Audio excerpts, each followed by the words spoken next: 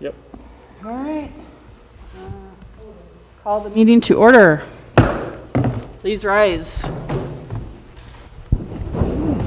I pledge allegiance to the flag of the United States of America and to the republic for which it stands, one nation, under God, indivisible, with liberty and justice for all.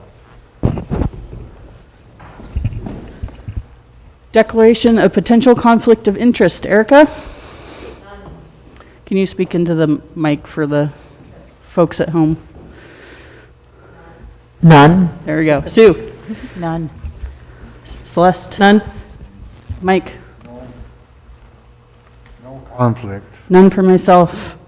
Moving on to workshop topics, we have Northwest Regional Education Service District. I got it right. Here today to do a presentation. Okay, so Dan, do you want to go ahead and I can share your slide whenever you'd like, if you want to do introductions, and we can make sure we have good audio for the three of you that are there. Darren? Yeah, thanks, Skylar. And can everybody hear me? Yes. Okay. So thank you, Madam Chair, members of the board. First of all, I apologize I'm not able to be there in person. I chose the family lacrosse. My daughter's in a lacrosse game right after this in Portland, so I think I chose wisely, but we'll see. So I'm Dan Goldman. I'm the superintendent of Northwest Regional ESD. And if my team here could just quickly introduce themselves, and then we'll get going with them. We just prepared just a few slides just because I think there was, just some desire to know who we are, and we're kind of like an agency that not many people know, and so we thought we would give a little background and then happy to take questions. So Dan Goldman, and I'll just pass it around the horn here to folks on my squad. Okay, I'm Janice Sessenberg-Colley. I'm the retired CFO from Northwest Regional ESD, and I'm subbing right now for Tammy Montag, who's out on the leave for a little bit. I'm happy to be here. It's been a while since I visited Seaside. Good to see you, folks. Facilities, and prior to overseeing facilities at Northwest Regional ESD, I was the tech director for 21 years. I think Elizabeth is there somewhere. I am. We can't see you, so. Hi, Elizabeth Friedman. I'm the Northwest Regional ESD Clatsop Service Center Administrator, so I oversee, support our programs here in Clatsop County. All right. And she doesn't like to talk about it, I guess, but prior to that, Elizabeth was a longtime administrator in the Seaside School District, and I'm sure you know her by sight. So again, thanks very much for having us. We really appreciate the opportunity to talk to you. Skylar, if you want to go ahead and show your slide, show the slide deck. And just so folks know, I'm assuming you can see me. We can't see you, and so I can't read the body language. So if I'm going, people's eyes are rolling to the back of their heads, just let me know. And I'm happy to answer questions as we go, as well as anybody from my team. Again, thanks for having us. We sent a letter a few months ago to Skylar, looking to see if there were opportunities for us to partner with Sunset Recreational, with your Parks District at the Recreation Center, as we are in the process of selling our current service center space, which is in Astoria. That's been a project that we've been pursuing for some time. The building is larger than what we need, and we're looking to actually get in a space that not only is a better fit for us in terms of size, but also provides us an opportunity to do what the ESD does best, and I will talk about that in a moment, which is partner with other community agencies to maximize taxpayer resources, to bring all of those together with different agencies to create programs and opportunities for children and families that, where the sum is more than the parts. And so that's our desire here. We saw an opportunity with you to perhaps do that very thing, create some programs that will be more than the sum of the parts. So next slide, thanks. That's got it.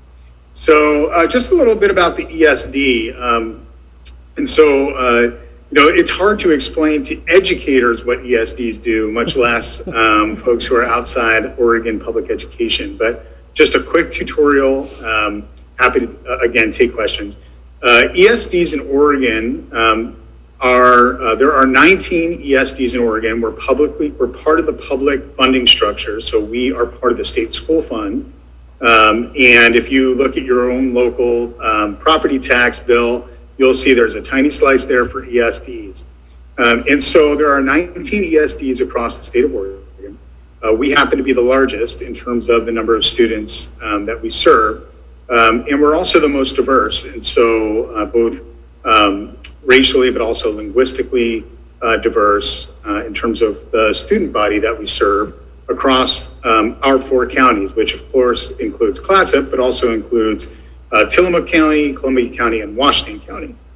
And so what ESDs are meant to do, the simplest way to put it is we provide what you would consider a co-op of services across school districts. And so the idea is that Beaverton, for instance, which has a lot more resource than Seaside, for instance, everybody pays in a little bit. We collectively, as a group of 20 school districts and community partners, make a plan for how we will best utilize those resources with equity at the core of what we do. In other words, we shift resources to where there's the greatest need.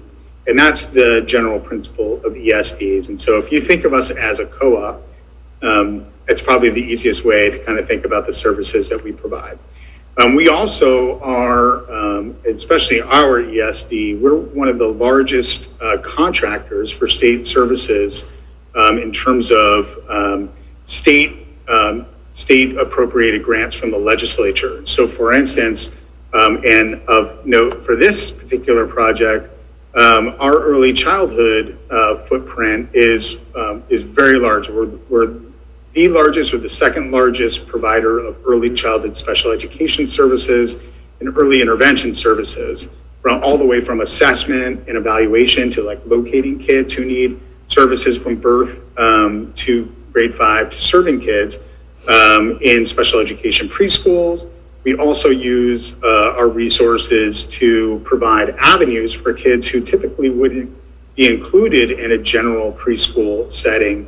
To be in a general preschool setting, we provide resources for that to happen, also high levels of expertise. So a lot of the staff members that we have on our roles are folks like occupational therapists and school psychologists, speech and language pathologists, so people with very high levels of skill and training to provide services for kids who would otherwise not have them.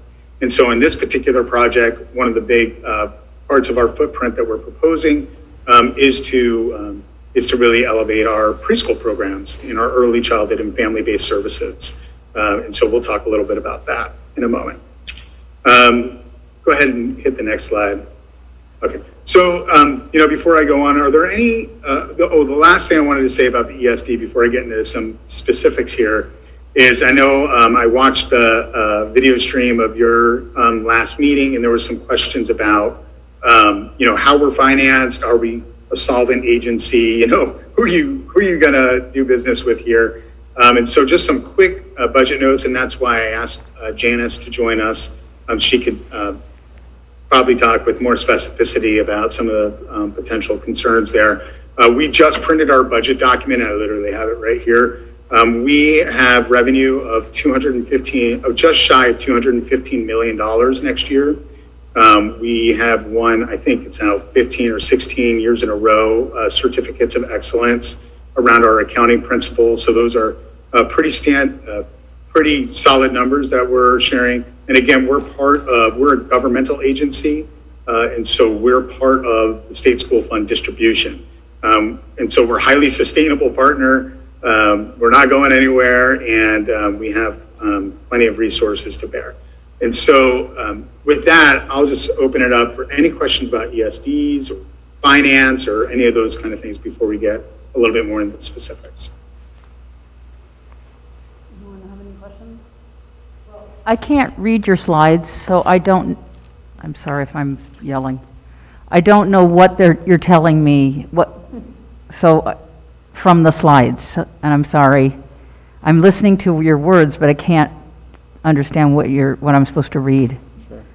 So I think, Dan, if it's okay, when you're done with your presentation or later tonight or tomorrow, I'll share your slide deck with the board, if that's all right. Oh, sure. Okay.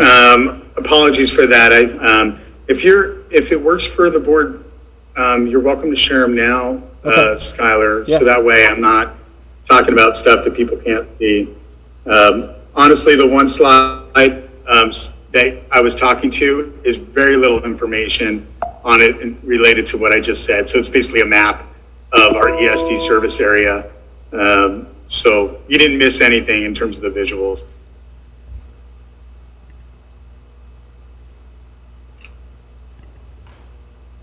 Any other questions for Dan?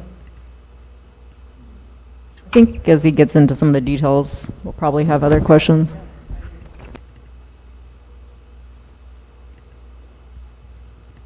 Okay, looks like you're good to proceed, Dan. Thank you. Oh, okay, thanks. And Skylar, just so you know, we can barely hear people, so you'll probably have to repeat. Yeah, I'm happy to do that. Yeah, no worries. We're Okay. doing our best here with the audio. Of course. Understood, COVID times. Yep. So the next slides, which you probably don't have up in front of you yet, are really about, we produce an annual report each year, and our annual report kind of talks about what we did the year before, the services that we provided, and a little bit about the process for our planning for the next year. And so the slides that you hopefully see, but probably don't, are excerpts from that annual report, and they're specific to Seaside School District. And so I presented to the Seaside School District Board just probably a couple of weeks ago, who knows, in COVID times, it could have been last week, it could have been a year ago, but about what we do in Seaside specifically. And so if you were able to see the slides, you would know that we have 13 highly specialized special education staff that are our staff that work in the Seaside School District.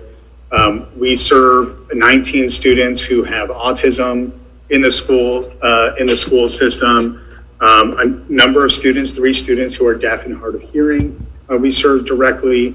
And we have about 50 kids who receive special education supports who are in preschool. So our preschool age population, there are 50 kids in Seaside who get served by us before they go to kindergarten with the goal of having them be kindergarten ready. Next slide, Skylar.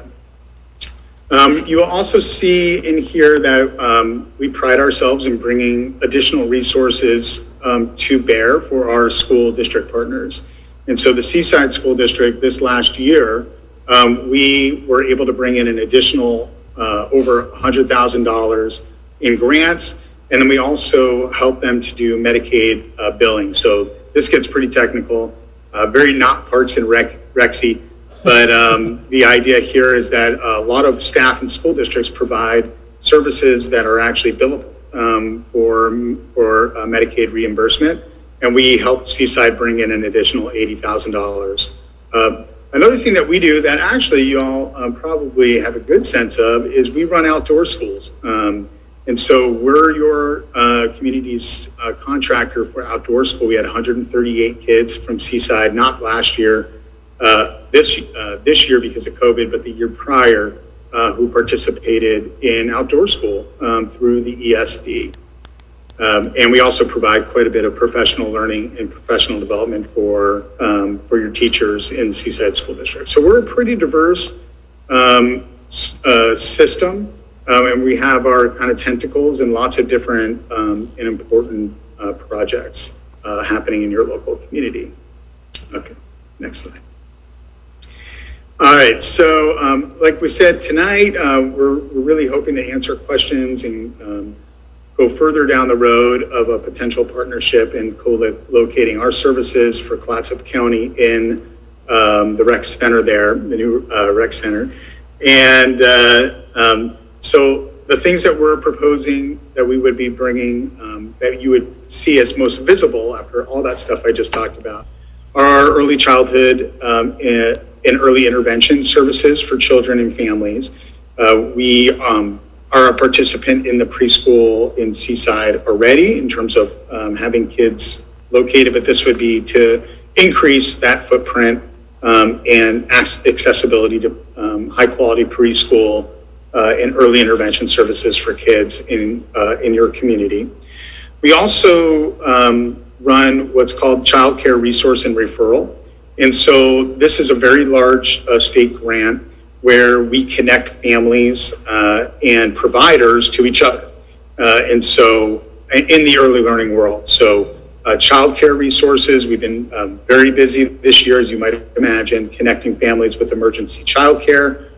So we have a number of staff who would be sited in the building there who would help families find the early childhood resources that they need and help providers not compete with each other for families, but actually work together so that we have the most access points for kids and families.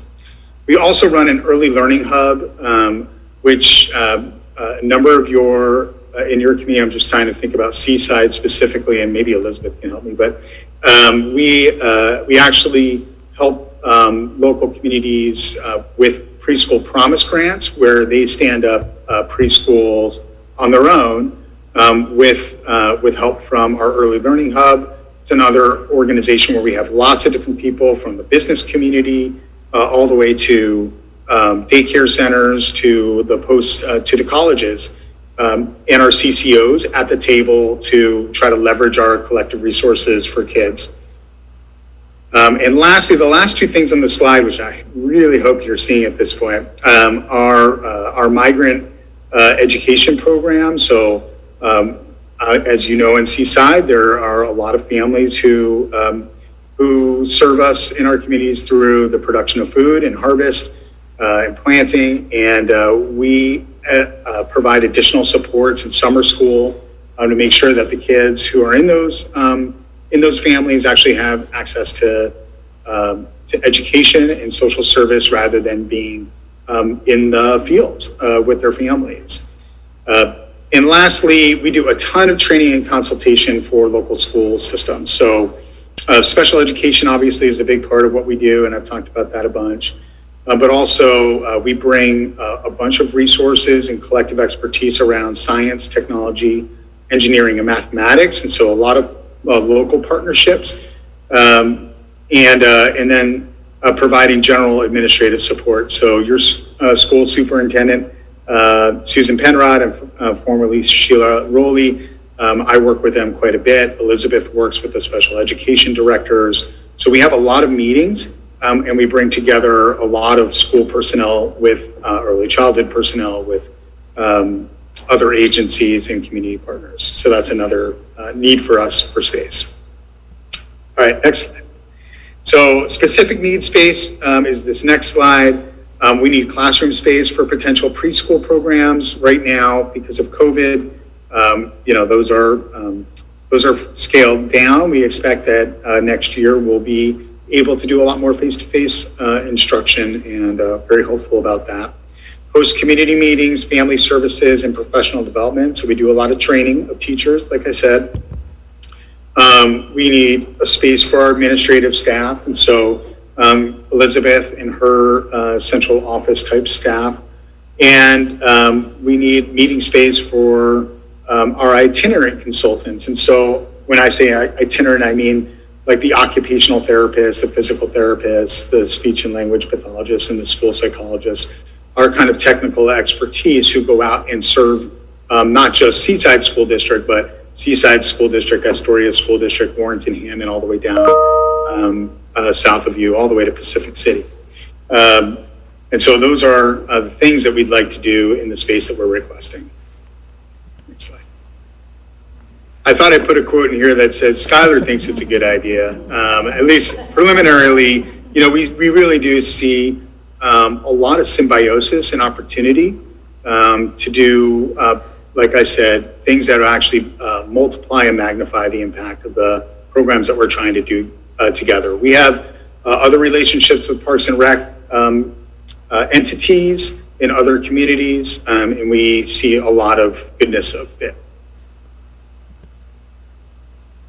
And, you know, just a little picture of one of our kids doing the long jump.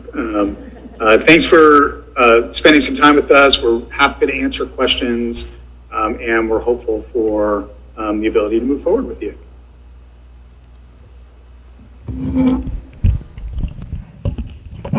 I have a question. Can you hear me? Dan, we're getting, some of the board members are going to ask some questions, and if you can't hear them, I'll be happy to repeat and try to get you the questions that you need. How involved are you, or do you interface with other agencies for the basis of behavioral health care, behavioral health, mental health? How involved is the service district with that? I'm not sure if you heard the question, but he said, how involved are you with helping the behavioral health or mental health within your service district? Great. We are highly involved in that. It's not, like, for instance, in Washington County, we run a number of treatment-oriented schools. We call them our social emotional learning schools, where districts actually purchase slots for students who really need extra TLC. We also have a school program in Beaverton called that's connected to St. Mary's Home. So we have staff who are highly involved in those kind of very tertiary, you know, really extreme scenarios.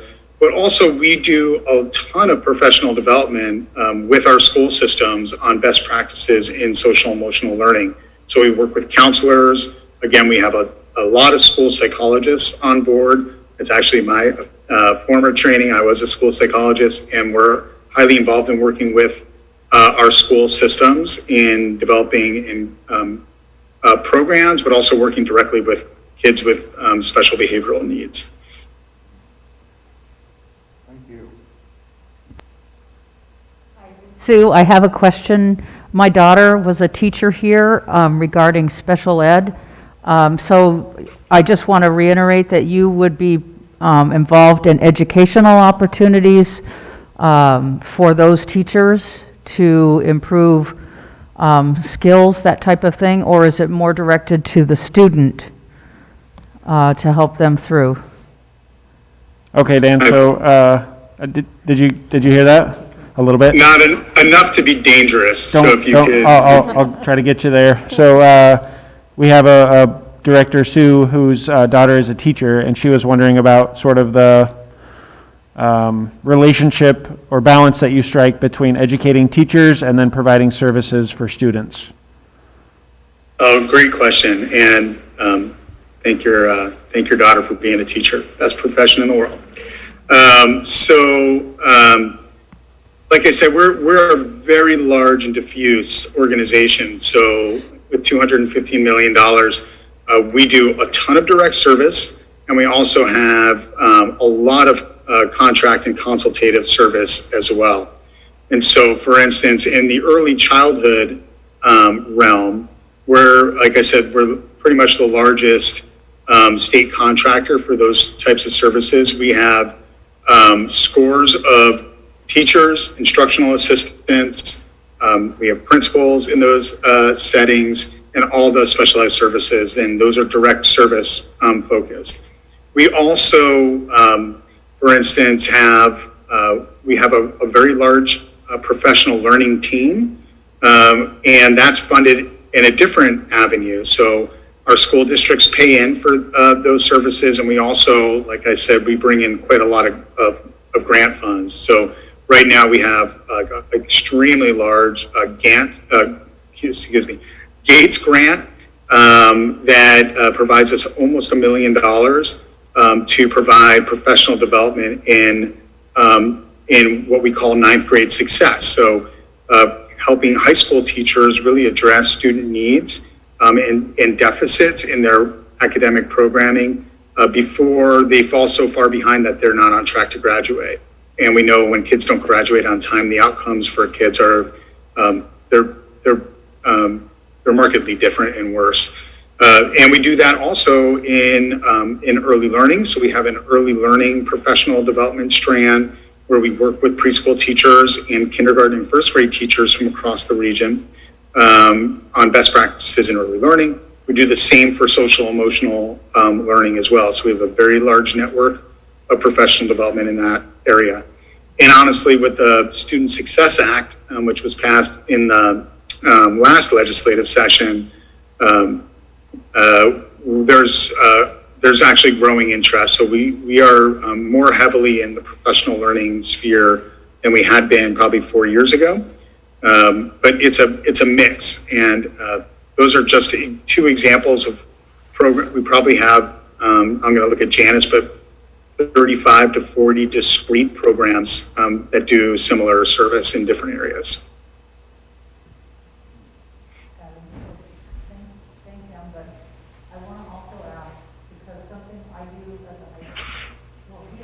I know, but then Mike can't hear in the YouTube at home. Oh, I'm trying to say thank you to them, but in addition to that, I'm curious on the high school and the Aspire program, which is something I volunteer with every year. Is there something that they're involved with to help promote higher graduation rates, or are they involved with AmeriCorps at all? Just curious. So, Dan, Sue, our board member, said thank you for your answer, and she was wondering about specific programs that you might be involved with to help. What I heard there was something about Aspire. Yeah. The Aspire program. Yeah, so she was hoping to get more insight into programs that you utilize that help improve graduation rates, and she's involved in the Aspire program, but she mentioned In the room, maybe she can address the question correctly. I guess, sorry, I think our internet cut out, but I think he's kicking it to you. We're not directly involved with the Aspire program. I hear you now, by the way. Oh. Okay, great. Okay. So we're not directly involved with the Aspire program. That's a collaboration with the community college.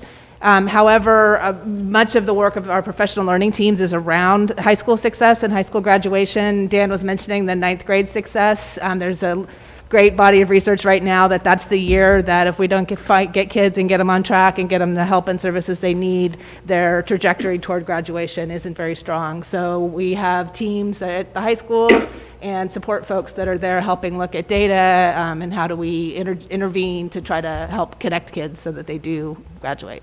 And as you probably know, You can do it too. I mean, Aspire is supposed to start at 8th grade. Never have we had enough volunteers. For the first time, I had a junior 2 years ago. So and you're right, hitting those kids at 9th grade is critical. And I mean, we need more help. Well, and I know at the high school, Sue, they have a dedicated person for the freshmen on track. Yeah, now. So Skylar, I don't know if you can hear me, but I think my big question is how do you envision your preschool programs complementing what Sunset Parks and Rec already does with preschool programs? From what you know of our programs here, how will those be complementary to ours? Dan, could you hear that? or could I take it? Yeah. Only the word preschool. Okay. Elizabeth says she's prepared to answer, but the question was about how you envision the preschool provided by Northwest Regional to kind of complement what Sunset Empire Parks and Rec is doing with our preschool. So Elizabeth, I think, is ready. She's queued. We currently have Yeah. a relationship with Learning Ladder. She's the expert. Oh, We do have a relationship with Learning Ladders. We have served kids there, kids that are identified as having some type of special need that are included with their typical peers, may need some additional speech and language support, may need some different kinds of strategies for accessing their learning. We would not be looking at opening a typical preschool like that. Right now, we are in the midst of a program improvement, which is very much focused on serving kids in inclusive environments as well as in natural settings. So in previous years, we had our own early childhood special ed classrooms, and we're trying to move away from that so that we can serve kids at Learning Ladder, we can serve kids at Head Start, we can serve kids in the Seaside preschool, for example, or at home. Some families want to have their kids be at home till they go to kindergarten, and if that's, we're doing family coaching and trying to support kids. Maybe we'll do some play groups, some family activity, things like that. So does the school refer directly to you? Where are your referrals coming from? Yeah, most of our referrals come through doctor's offices, parents directly. Pretty much anybody who has any type of concern about the development of a child can call us. We'll do a free evaluation. There are eligibility criteria that kids have to meet, but if they do meet those criteria, then we develop what's called an individual family service plan based on the family's priorities for their child, and set goals and figure out what kinds of services they need to help meet those goals. And so would all of the staff working from, if you did end up leasing the building, are all of the staff working there dedicated specifically to Clatsop County? I want to say yes. However, some of our staff also may serve, for example, Clatskanie, close to our border, or down into Tillamook, but for the most part, it's Clatsop County, yes. I just want to say for myself, Learning Ladder referred me to you for my older daughter, and we had a great conversation about that many years ago. So thank you for the presentation, and thank you for approaching us. One of my questions is, actually I have sort of a series of questions, but they're connected. So one is, I can see the clear connection. We're serving a lot of the same audience, and so, but I'd just be curious about, what do you see as the advantages to co-location with the district? Like, are there things that made that interesting to you, or is it just the need for space? And I'd be curious why you're not co-located with schools, like in the new school facility, for instance. Space. Yeah, so I was wondering if that's a reason. So I'm also curious about what your previous square footage was used previously, and whether I see you proposed about 7,500 square feet of the building, and curious if you're only interested in having your own space, or potentially, like, some of the uses that you're describing are uses I think the district has planned anyways, like community meeting rooms. And is there an opportunity for occasional use, or sort of an ongoing fee-based use or something like that, or an agreed use for shared space? Okay, Dan, what did you hear about that one? Not much? Sorry. No, it's okay. This is fun. So I think the first question was, what are the advantages, or what are the reasons that you would be interested in co-locating space with the Park and Rec District, and how come you're not co-locating space within the Seaside School District facilities? And then I'll try to get to the other questions. Maybe we can tackle them one at a time. Sure.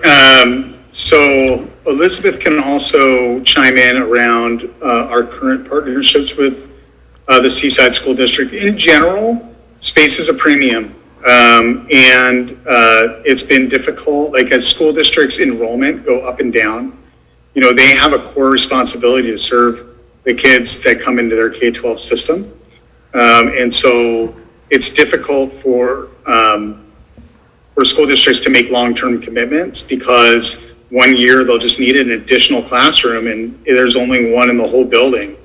So space really is difficult, and it's a premium.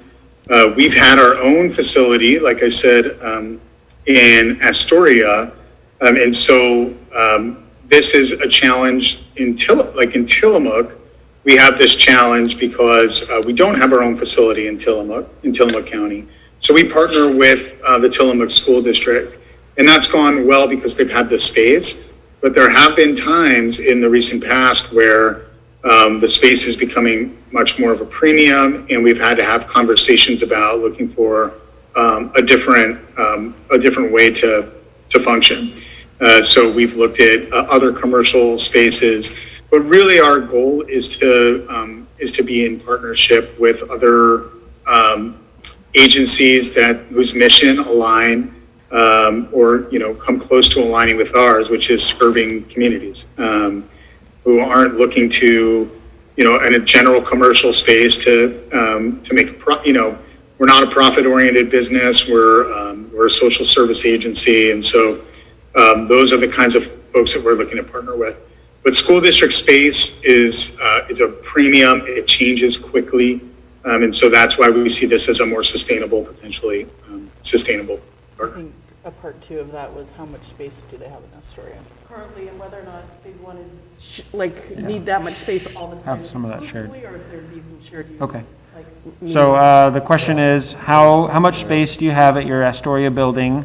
And I guess maybe how does it compare to what you might be requesting in the Sunset Recreation Center? And then some of that space that you've requested, it seems like there might be similar purposes that the district has for some of that space as far as community meeting space or learning environment space.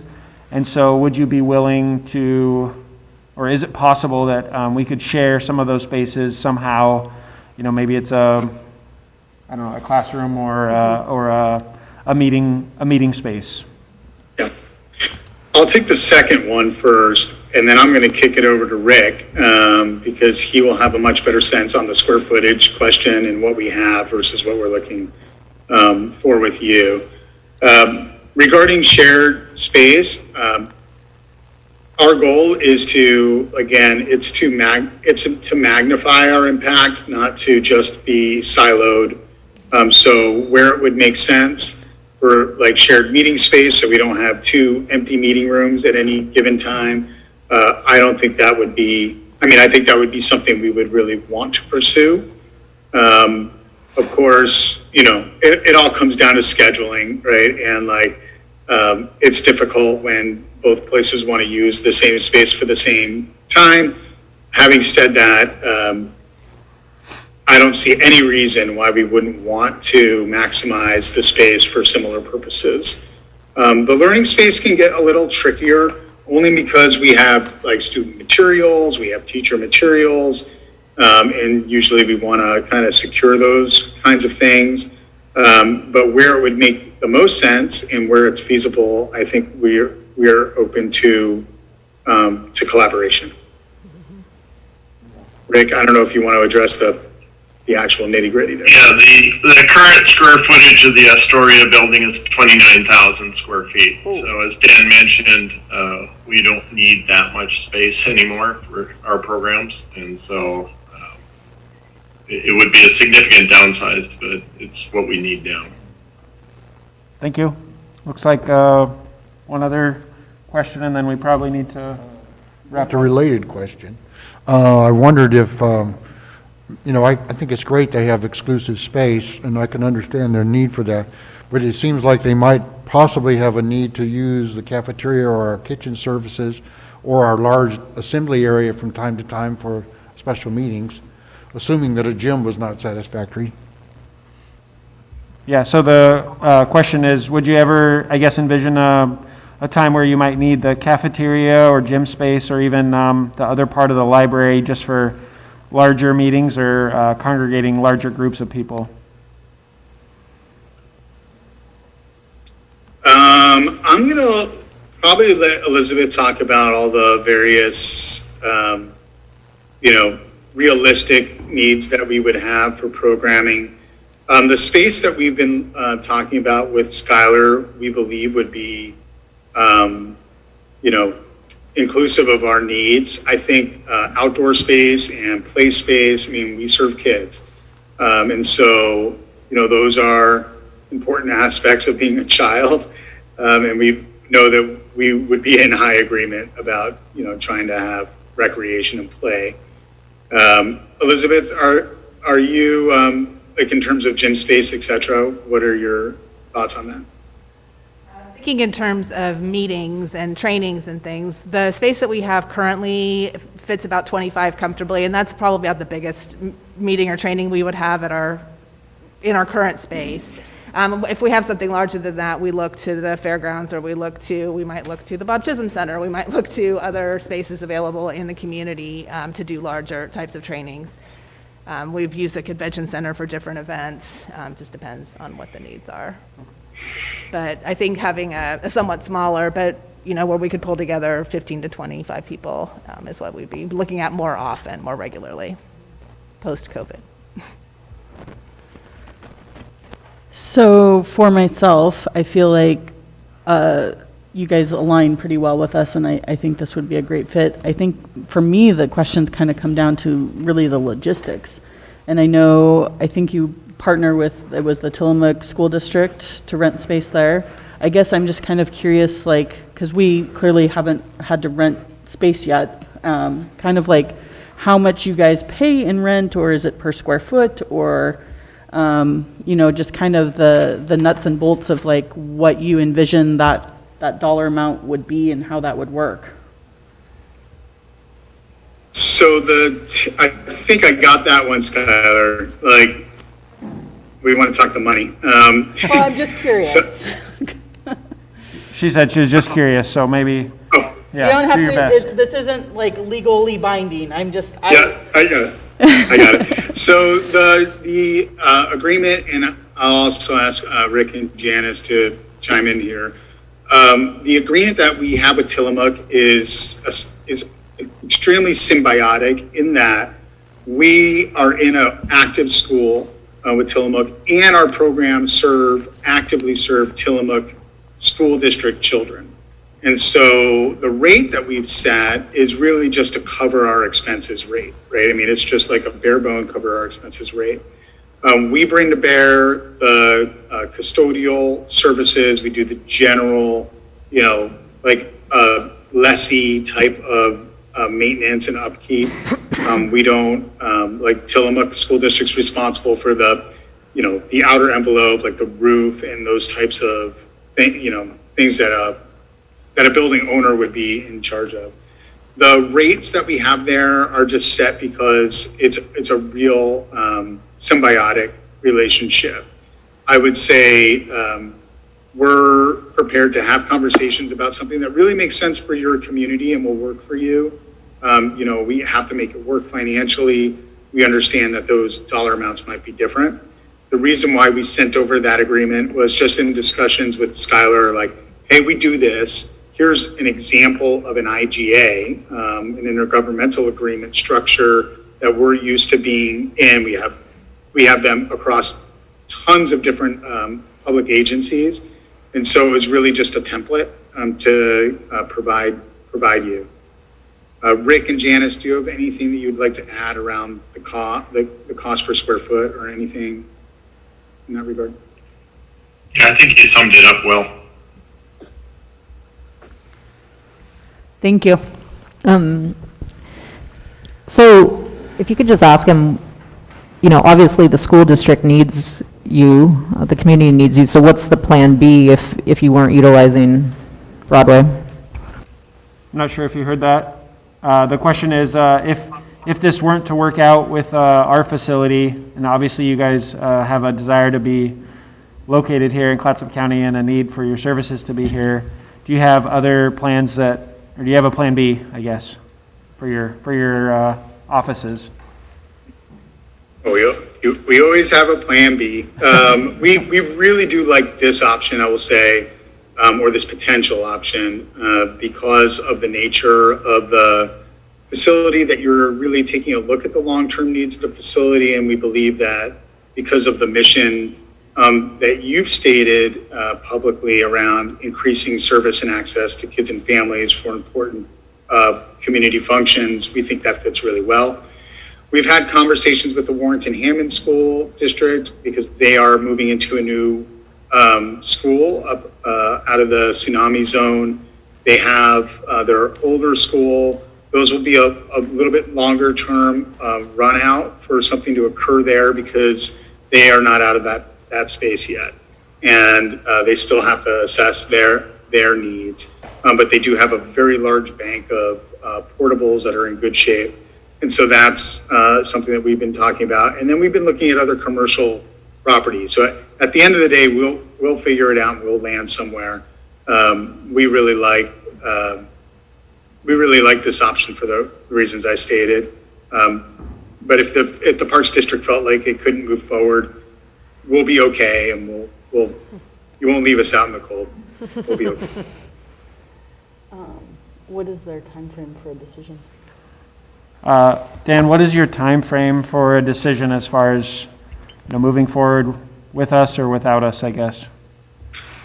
Yeah, just talking to you, Skylar, and listening to to your last board meeting, we understand that there's a short-term possibility and then a longer-term, long-term discussion, and maybe not possibility in the long term based on, the outcomes of your assessment for what you want to do with the building.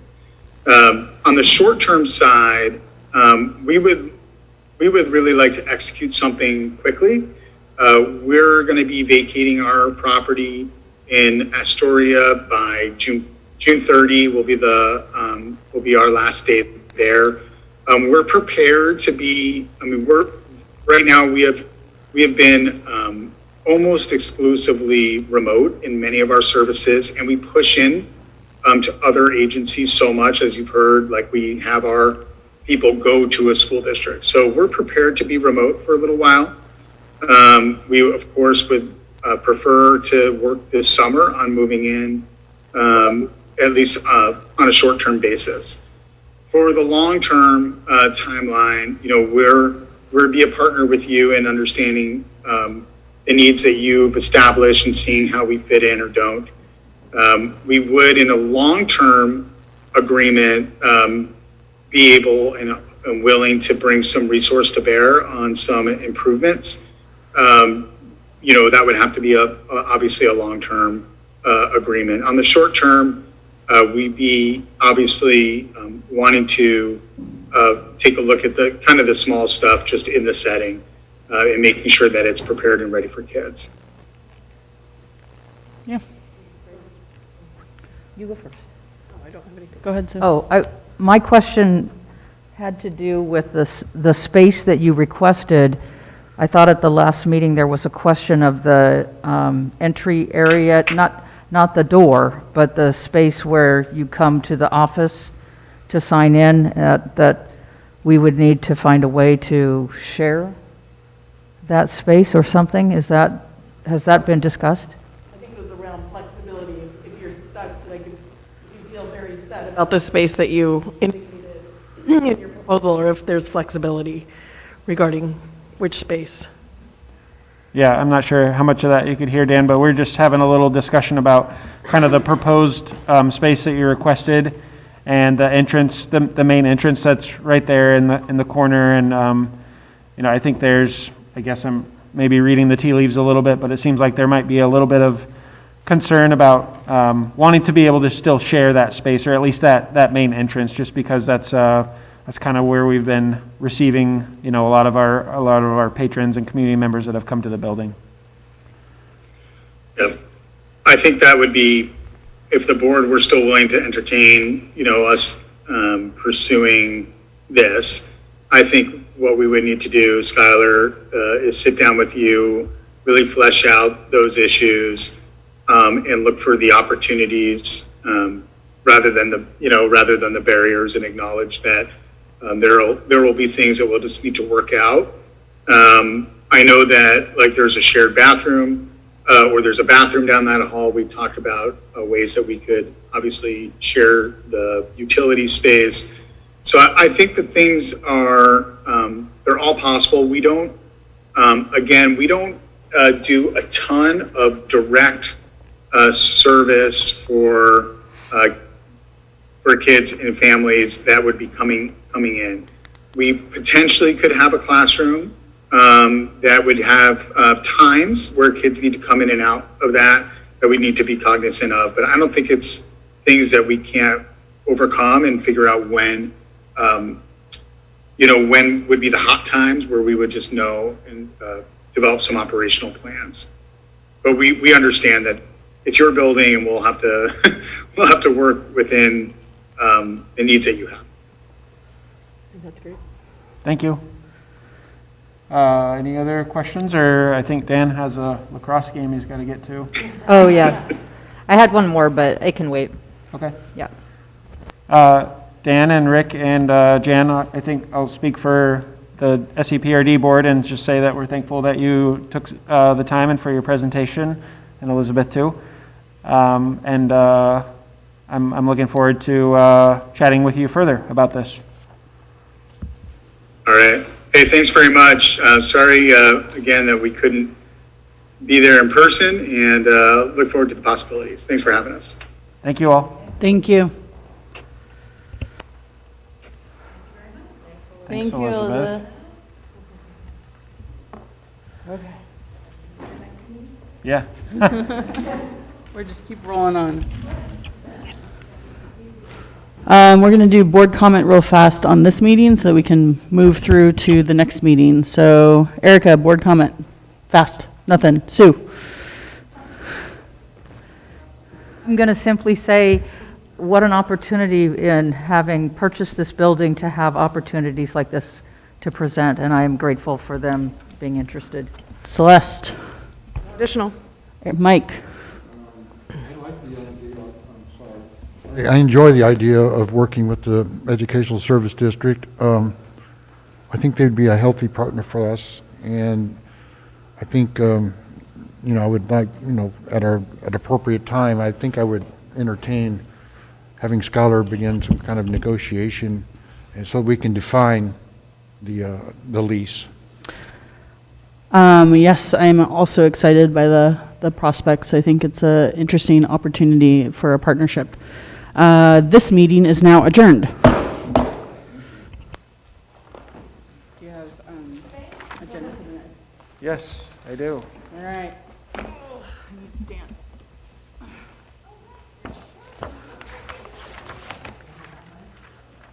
Thank you.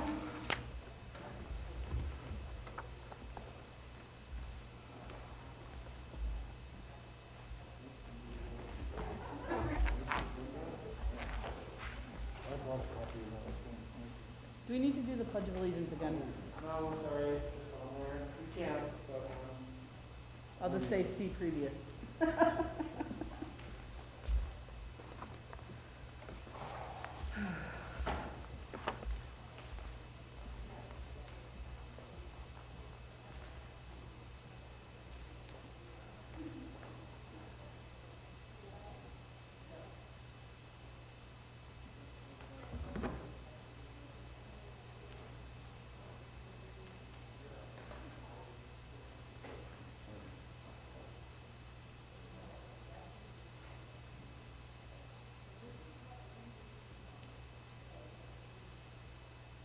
We need to get Erica and Skylar, Aaron, all the people back. Move this. Still on the road.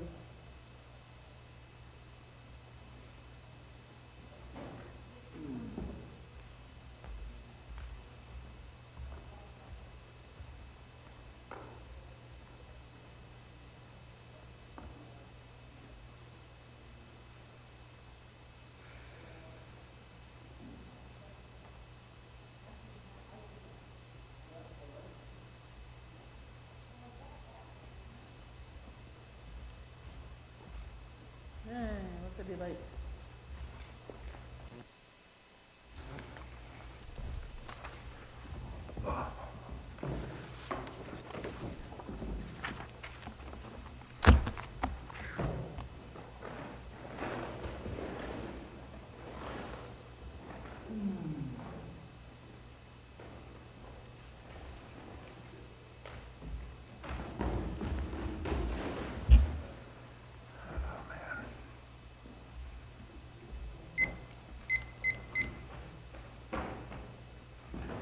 Still want my giant clock.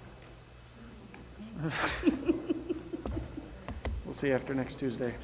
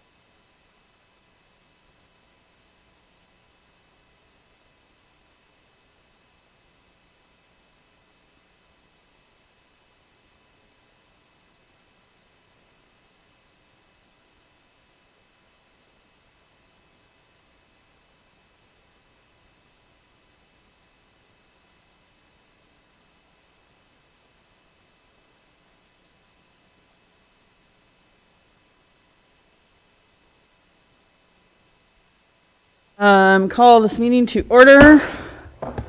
Pledge of Allegiance, C previous. Declaration of potential conflict of interest. Erica. None. Sue. None? Celeste. None. Mike.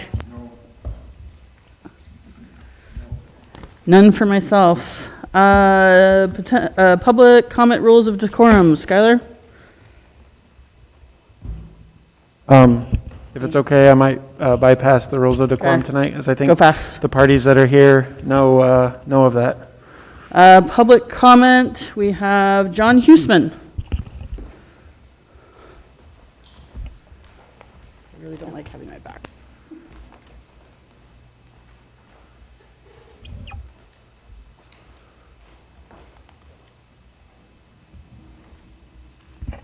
Okay, is this working? Here it is, all right. Having just sat through the meeting with the Educational Service District, you should also be aware that I read the loan documents on the money you borrowed to purchase Broadway Middle School. And according to the loan documents that I read, I'm not an attorney, but it says that you can't rent it out for what you're seeking to do with the ESD. So I would just check with your attorney on that one, because by my reading, it's not possible. In looking over the budget, I was surprised by a number of things. The organizational chart that's in there, it's pretty complex for an organization this small. I mean, I've had up to 15 direct reports in previous jobs that I've had, and from what that's saying is that Skylar can't handle 7 direct reports. He's got to have other people in between. It would never fly in the business world, and it shouldn't fly here because it's terribly inefficient. But that's not my choice. It's becoming pretty clear in looking at the cost of running Broadway Middle School that you can't afford to run that and run the district as it has been. And that's a concern for me, and I think every other taxpayer here. You're talking about spending a lot more to administration.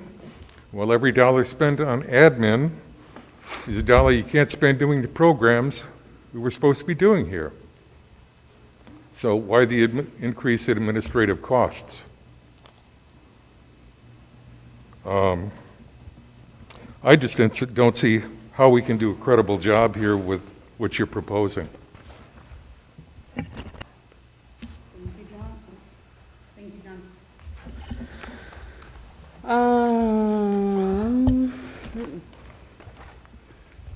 New business, review of request for proposal for Sunset Recreation Center consultant submissions and decision to award.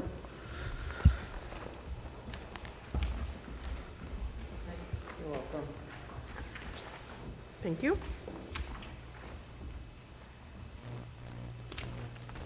Thank you.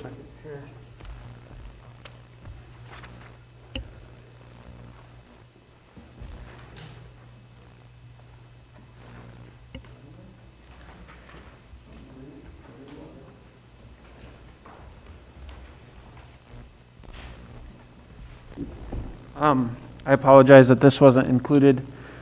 Typically, we would try to include this in the board packet, but because of the timing of our interviews wrapped up on Friday, we worked on this document kind of over the weekend and then a little bit yesterday, and wanted to get, kind of draft approval from the 2 directors that were involved.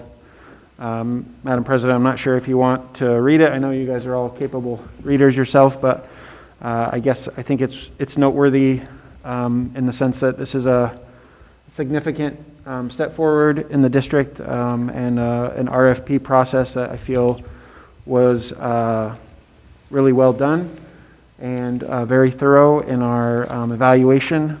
We had 3 terrific responses from qualified firms, and they're listed right there. The individuals involved, including myself and David from the Klosch Group, worked with Directors Bodner and Hinton to evaluate the proposals based on the criteria that's listed.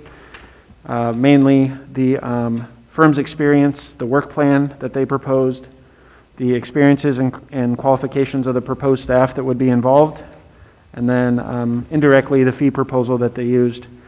We selected 2 of the proposers to advance to an interview, which were conducted last week, and then we met and discussed the strengths of the interviews and fully evaluated the proposals that were conducted. So you can see the scoring summary of the 3 proposals that we received, and you can see that there was 2 that clearly delineated themselves throughout the process. That made the decision difficult, but as you can see on the back page, it's the recommendation of that group to select the sports facilities advisors working with SEA Architecture for the opportunity to partner with us on our plan for the future of the Sunset Recreation Center. So I know Celeste and Mike might have other comments, but open to discussing this further, and at some point we would need a motion and a vote by the board if they would like to move forward with this opportunity.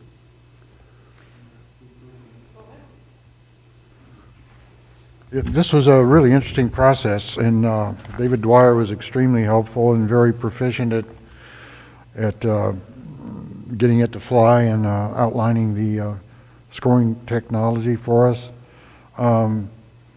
It was very interesting. The interviews were very telling.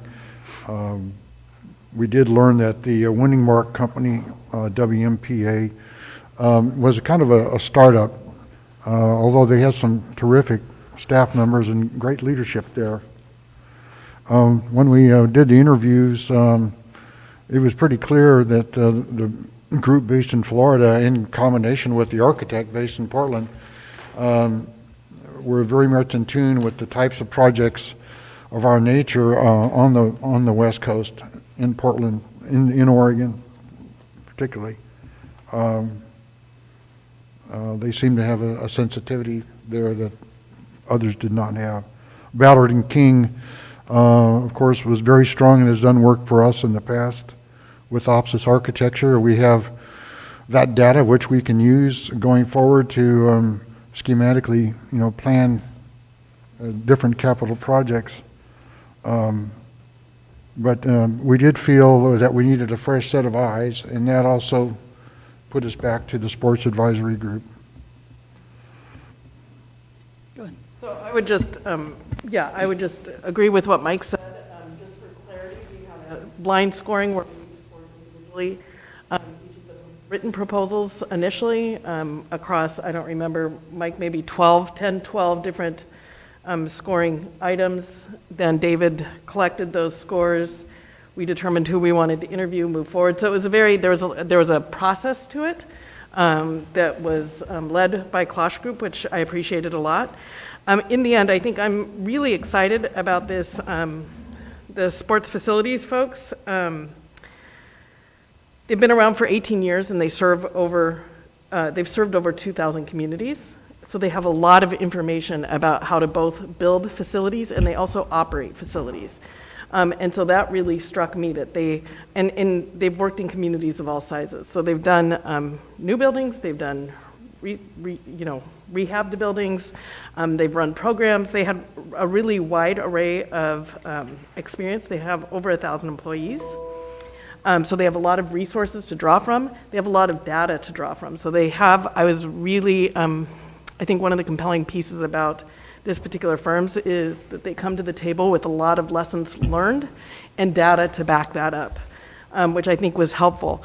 And they also are experienced in the categories that we're looking for. Of course, expanding recreation for all, that's a thing that I think probably is across all their projects. But sports tourism, they are the largest sports tourism contractor in the country. And they do a lot of work on early in preschool and out of school kind of activities. That was another specialty that they were actually really excited about. My apprehension initially was that they were from Florida and whether or not our little project here in our community would be not flashy enough for a firm. And actually that fear was allayed through the interview process. And I got to tell you, I was super impressed with Scott Edwards Architecture, which is a local firm, is familiar and has done projects up and down the coast. They know this area, they know sort of our Northwest aesthetic, and this is right up their alley. They've done lots of park and rec kind of projects. Thanks. Go ahead, Sue. I just need some clarification of, I hear the word architecture. Are we talking about architecture and building, or architecture and what kind of programs we're going to provide? So the idea here that the scope of work for this contractor is to help us determine the highest and best use of the facility. And so my expectation is that after working with us and hearing from the community and taking into account all of the information and data points that we can provide them with, that they'll come back to us with several proposals about highest and best use for that facility. So it could mean some new building, it could be rehabbing the existing building, it could be retaining the footprint as it is, it could be changing the footprint. We don't know. The idea is to let these experts help us determine highest and best use of the facility. They also have experience with the fiscal side of a project like this and what it takes to actually turn the big ideas into something. And so I'm expecting a lot of consultation from them about how we might fund a project like this. Thank you. So how does this fit with the Klosh Group? So the Klosh Group, I feel like, in my opinion, what the Klosh Group has done is walked us through this project. So given that this is not any of our full-time jobs for our board member, that the Klosh Group actually serves as an expert who knows how to put together an RFP like this. They know where to publish it. They know how to evaluate these RFPs. And I would imagine, I'm not sure exactly what their role would be moving forward, but my hope would be is that we'd be able to continue consultation with them. Yeah, basically, Klosh, David Dwyer said that at the close of our meeting, that basically they were done, with their current contract. They have no further project with us at this time, unless we'd like to work with them for some other purpose. Sorry, it wasn't working. I imagine that, like Celeste said, once we determine the highest and best use for the property, maybe there is some sort of, support that the Klosh Group could provide us in the future. But until we actually have that in place, anymore, for us to pause. From my perspective, we've utilized one of the Klosh Group's kind of strengths right now, and then maybe there's an opportunity down the road if we were to invest in the building with some repairs or other things. That's another one of their areas of expertise, but it's been great working with them, and I agree with Celeste to have to manage the RFP process from a staff bandwidth perspective or from a board perspective. I think it would have been very taxing and impossible perhaps, and we also probably wouldn't have been able to conduct it so efficiently. So I'm really thankful, and I think it was a relationship that's benefited the district well. You might not have gotten somebody from Florida. Yeah. So if we could entertain a motion. Yeah, I'm sorry. I was trying to pull up the presentation. Great. Yeah, but I haven't. I'm struggling with our whatever this thing is called, projector. Thank you. There's 400 of them at the SRC, but I think we got the one that's challenged today. I know it's classic and it's small, but if it doesn't work, then it's not as valuable. I know it did. Yeah, it's like it doesn't go into projection mode. Does it? Because you touched it, it was working just fine.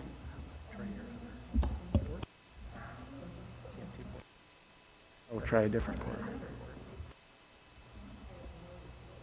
That didn't work. I got 4 ports actually, Darren. Lots of ports. It's like the Port of Astoria over here. See what I did there? I did. I got that. Wow. Very nice. Oh. We might have something. Okay, thanks. Do you want to dim the lights? Kill the light.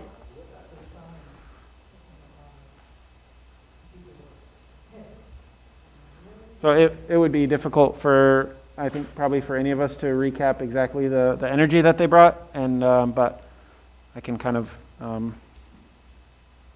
go through this a little bit, and Celeste or Mike, if you want to add something.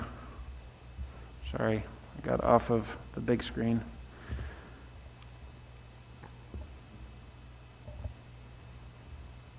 I think maybe it was stated, but both of the founders or lead principals in these firms are the two people that are going to be directly involved if we have this. I mean, they're not delegating this opportunity out to one of their others in the organization. I think they're both Sid and Evan were really excited about this project.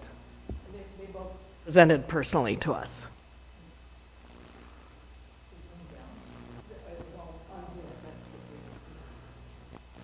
You're familiar with the scope of work. Here's the phases that they outlined for us. So Celeste, so at the bottom there says potential funding options. So are they pretty experienced with this type of? Okay. They have like a lot of, nonprofit like, and. I don't know that they actually do, for instance, grant, But they know. they know how this works, and the fact that they actually not only build facilities, but they actually operate facilities, where they actually staff, they're responsible for staffing, and sometimes they come back in and staff other people's facilities. The fact that they know that, and I think this was interesting, to me it was a really compelling piece, is that when they go through this process, this sort of developing a highest and best use, they go into the process expecting that they may end up having a role in managing the facility. And they think it's better that way. That way their planning stays grounded in reality of what, because if in the end they were to do that, they would have to manage whatever facility it was, and they need to make sure that it's going to be sustainable and economically viable. And so, I mean, I know that we have the capacity to actually manage our own facilities, but I think that approach, the fact that they know what it takes to sustain a facility, would be really valuable in our project.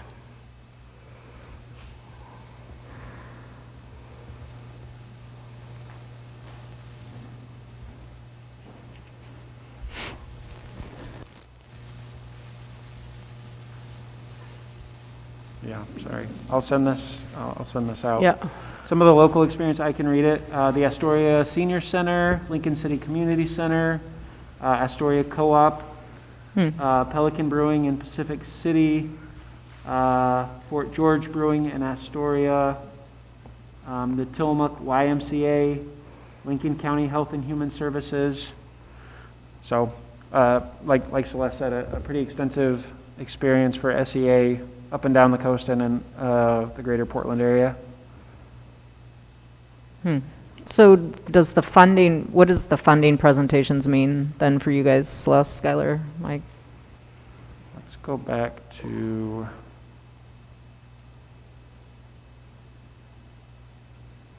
Yeah, I guess it's not necessarily elaborated. So I think these phases, so the funding presentations, I think that, I mean, I think the scope of work for our project takes us, I think, through phase 4, if I'm not mistaken. Really? Okay. And so it doesn't necessarily take us all the way through grand opening, for instance. That isn't the idea. So the highest and best use comes with being able to determine highest and best use comes with phases 1 through 4. At phase 5, we're starting to implement. So we're actually starting to go and look for funders. Now, I think realistically, we may want to have some of those discussions with potential sponsors or funders. Hopefully phase 4 would be lead to that. Yeah. Exactly. Okay. And we were working on a, what was it, 12-week timeline for this particular project? Is that right? Yeah. So the phase 1 through 4 is fairly quick. It's a 12-week timeline, so that then we have some time to actually do the. Sorry, did they talk about, I think I saw human resources, but it talked about like a staffing model of some sort, like Yes. kind of what you were. That okay. experience, for sure. So I think, I would imagine the benefits to this group is that there's probably some Mm-hmm. what they have and what models they can work, or considerations for a facility of this scope. Okay. I guess I felt like this facility was especially relevant because I believe it was repurposed from a different building. They added on with gymnasium and recreation space, dryland recreation space, and it's not too far away, just a couple hours down the coast. Oh, wow. These are pictures of the Lincoln City Recreation Center, and I've been there, and it's just as beautiful, if not more, than what these pictures show. This is the Chehalem Cultural Center, which was formerly, I think it was the 1930s or 1920s school that SEA repurposed with the Chehalem Park and Recreation District. And here's some pictures of what that facility looks like now. It's got a beautiful ballroom, and then on the upper floors, they've got classroom space and theater space. Mm-hmm. The thing, and I believe it was this project has had multiple stages to it, so they did not actually renovate the whole thing at once. I Yeah. think they've actually gone through like 20 Yeah, he stages. said It was a over- lot of over stages. like 20 It's years of phases, yeah. been a highly phased project. That's And I interesting. think we may be looking at that Yeah. with our property, so. And then, not sure how many of you have been to Newburgh Yeah. and seen their new aquatic and fitness center, but this is what it looks like. It's a pretty cool space with dryland recreation space kind of on one side, and then a really nice aquatic center, all brand new on the other side. They have really good parks outside for the kids as well Yeah. at this location. One of the things that struck me is the actually, he was very excited about our multi-use approach and the fact that that it's not just sports that we like, that we're talking about rec leagues and early childcare and out-of-school kind of programs. I mean, he stressed that made this a very interesting project. So it looks like, according to this schedule, it's about a four-month timeline, and then an extra month just for that final report to be compiled and delivered. So a total of 20 weeks or yeah. 5 months.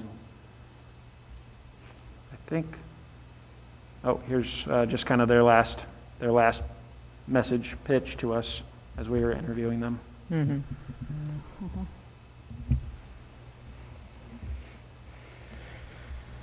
Any further questions? And I do believe that, looking at a budget for them, they were higher than two of the other ones. I think they were at about 66,000 not to exceed for their proposal. In my personal opinion, in assessing the responses, the RFPs, though, I think one of the pieces that I had my eye out was their ability to contribute to communication with the community, and I believe that this particular respondent was most able to do that they had a lot of experience about that. They talked about that. They actually cited examples. I think it was with the Newport or Chehalem facility where that was a really important piece. And so I was specifically looking, that was a value add that justified the slightly higher bid. So they would like coordinate that for us, Les? I mean, for example, some of the community outreach that we're trying to do on the project, could they Right. then coordinate that? Or collaborate, right. I Okay. think they have experience with that and with talking with the community. And so I don't know that they're going to do the entire lift, but I certainly think they could support staff with the community communications. Yeah, my perception would be that staff does some of the pre-leg work, but then the event is actually facilitated by them. Like the They're- agenda and- Yeah, they're right. the ones that are doing the presentation, they're interacting with the public, they're maybe, demonstrating their experience and competence. Gotcha. And then they're directly involved with, receiving some of that public feedback and implementing that into the plan as we move along. Okay. So I'd like to make a motion that we accept the bid from Sports Facility Advisory. I'd second. Any further discussion? All right, all in favor signify aye. Nay, we're going to go down the line. Erica? Sue? Aye, and aye for Erica. Celeste? Aye. Mike? Aye. Me, aye. Motion carries. We are now going to switch to the executive session. Can somebody make a motion to go to executive session, please, reading the, I will do that. go ahead, Mike. The Board of Directors will now go into executive session for the purpose of performance review for the Executive Director pursuant to ORS 192.660, Section 1, Item I. Do we have a second? Second. Thank you, Erica. All in favor, signify aye. Erica? Aye. Sue? Celeste? Aye. Mike? Aye. Aye. We are now in executive session.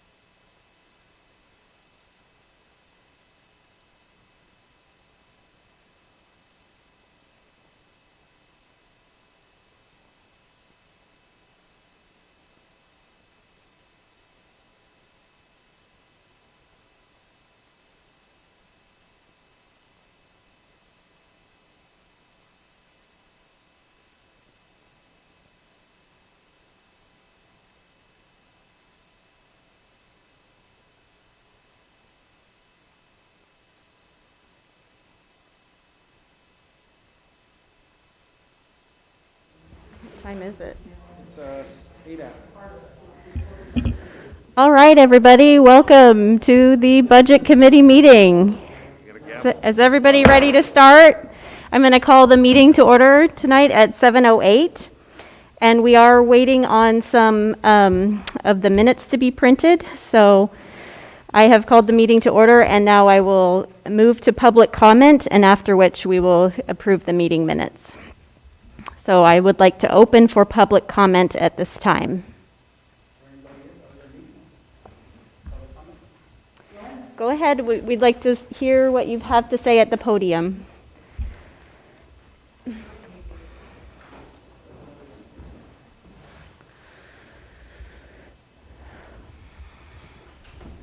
You mind if I take this off while I just speak up here? I'll put it on as soon as I leave.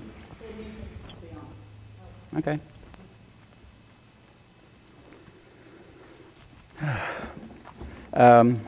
Anyway, I took a quick look at the budget proposals that were presented, and one of the couple of questions that came up as I was reviewing it. I'm sorry to interrupt. Will you introduce yourself, please? Al Hernandez.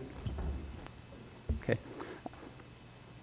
Looking at the proposed budget that I was able to print off, I noticed in the payroll area, the admin expenses for payroll, compared to 1920, compared to the budget, they go up like 39%.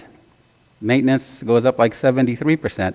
Overall, the payroll expenses or personnel expenses go up like 28% compared to 2019 and 2020 compared to the budget. And there's no really way to analyze that from what I saw. What we need to do is get a head count of full-time public employees, part-time employees, and see what employees we have by department, by function, to be able to analyze. Has the number of employees increased? Have they decreased? Or why do we have such a large influx in salaries or costs of employees? Additionally, what I was seeing was the current proposed budget has a COLA increase of about 3%, while CalPERS says the increase should be 1.25. And even if I look at the CPI in January, it says 1.4. So a 3% COLA increase seems a little bit excessive, seems a little bit high. And on top of that also, there is the merit increase. So it looks like we're being very good to our employees. And the other question that rose in my mind was, is there a cap on jobs or on functions? Do we have like a, over a 5-year period, position A would go from this amount of money per hour to this amount of money per hour, and then cap out after 3 years, 5 years? Does that exist with us or not? I haven't seen anything to that effect. Another thing I was looking at is fund balance, the general ledger. When I compare the fund balance at 19/20 compared to 21-22, I see that it goes down about $525,000. And the question is, God, why does it go down so much? I see that the Broadway Middle School, or Sunset Recreation Center, picks up some fund balance of about $421,000 for the next budget year. Another thing I was looking at is the total expenses. I see the admin going up, which I guess a lot of it is attributed to the salaries. But I also see aquatics. Aquatics going down by about over $200,000 compared to 1920. For the period 18 through 19 and 19 through 20, we were spending about $850,000 on aquatics. And the proposed budget is $614,000, a decrease of about a little over $200,000. Where's that money going to? And if I continue to look down on the expenses, I see that the Broadway Middle School has a $420,000 ending fund balance. I also see that there's transfers going into the Broadway Middle School of about $95,000 for the next year. And another thing that came up in my mind looking at the expenses, I see debt service. I had heard that the new debt was going to be just slightly higher than the old debt. Will I have time later on once the commentary is done? Because I had a number of other points I wanted to talk about. And if this is really a forum where the public can actually speak and raise questions, because 3 minutes really isn't enough to go over everything I wanted to talk about. Madam Chair, I'm looking at you. Point of order. Point of order. The local budget law says that a person can speak to anything in relation to the proposed budget. The statute does not establish any timelines. I'd like to know if during the course of the budget deliberations outside of the public comment that the public may speak to any issue brought before the Budget Committee at that time. There's no statute that limits that. So I believe public comment can also be provided in writing. So that would be a proposal to that. Well, the public comment works for your regular director meetings. Correct. But it does not establish the procedure for Budget Committee meetings, which is the entire Budget Committee meeting is a public hearing. And it is. Sorry, Mr. Griswold, I disagree. This is a committee of citizens established to provide a budget in a set time, in a set place, and it is.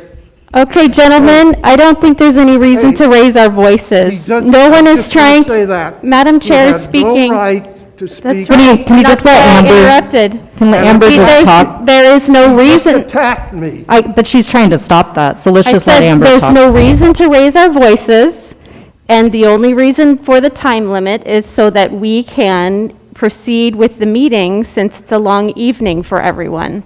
I don't think there is anyone here that is trying to prohibit anyone from speaking. If he Do does you that have, again, are you interrupting me again? 911, all right? Madam Chair, I apologize. Thank you for apologizing. I think we need to keep it civil. There's absolutely no need to pound the table or to raise our voices at each other. I also see no reason why there can't be questions asked as we go through the budget. But let's just try to be respectful of each other's time this evening, please. How much longer did you have, Mr. Hernandez? Probably not more than about another minute and a half at most, probably. Okay, I think we can let you proceed for another couple of minutes, and then if there are other questions, we can be kind about it and ask our questions as we review the budget. Thank you, Madam. Thank you. Okay. What I was saying was, I had heard through comments from the board that the new lease, flex lease, was going to be slightly higher than the old lease that we had. The old flex lease, we were paying about $113,000 annually. The new flex lease, from what I can see, looks like we're going to be paying $175,000. That's more like 50% increase, a little bit more than slightly. So somehow some information got missed. The other thing I wanted to ask is if the board or staff could please explain exactly what the flex lease is, how it works, what the payments are, what the terms, what the interest rate is, what the payments are they every 6 months, once a year, exactly how that works. And another thing I was looking at was cost recovery. And one of the things that jumped out at me was on Broadway Middle School or Sunset Recreation Center, the schedules I was looking at showed 100% cost recovery. And it's not 100%, let's be real. That includes the opening fund balance plus transfers.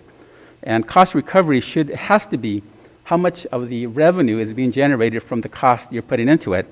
And when I look at the revenue that is being generated, it's only like 13%, not 100%.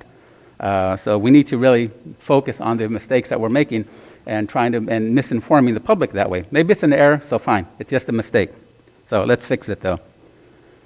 The other thing I was looking at, again, in Sunset Recreation Center, you show revenues of $342,000 in the adopted budget of 2021, plus $150,000 of transfer money for a fund balance of about $365,000 in 21-22.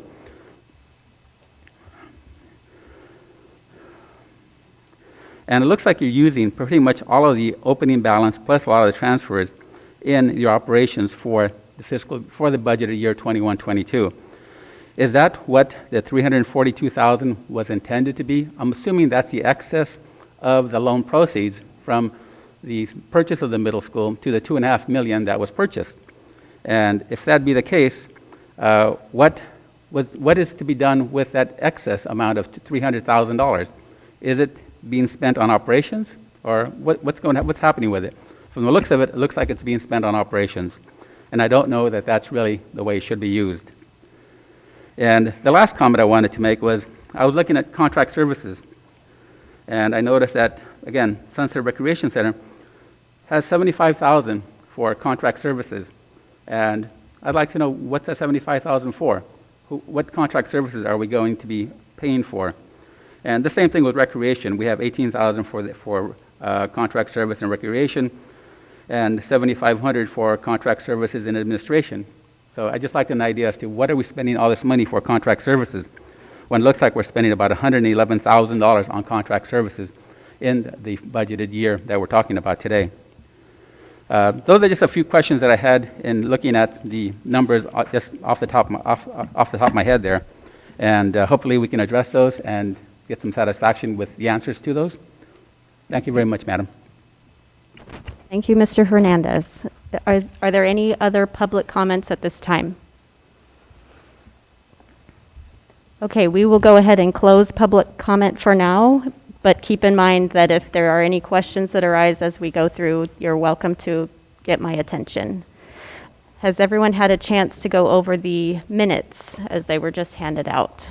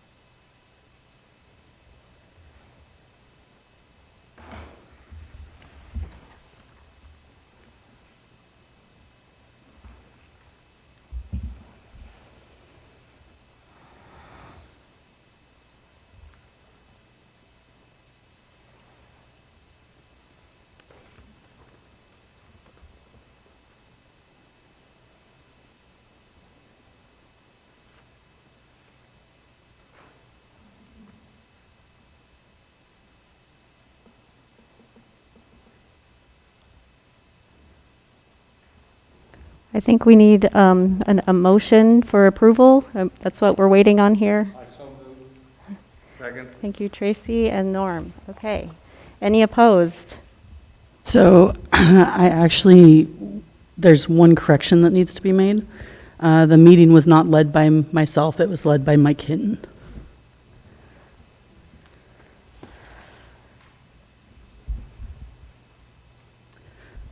So with that one correction, I would move that we approve the meeting minutes.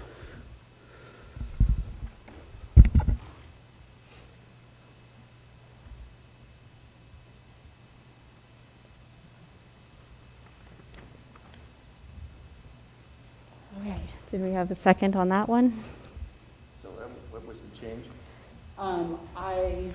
Catherine Parker didn't lead that I meeting. did not lead that meeting. The meeting was not called to order by myself. It was called to order by Mike Hinton, because I was not physically present in the building. I was on Zoom. We had you on the phone, though. Yes. But Mike was leading the meeting. Okay, I second. Okay. Then there was a second from Erica.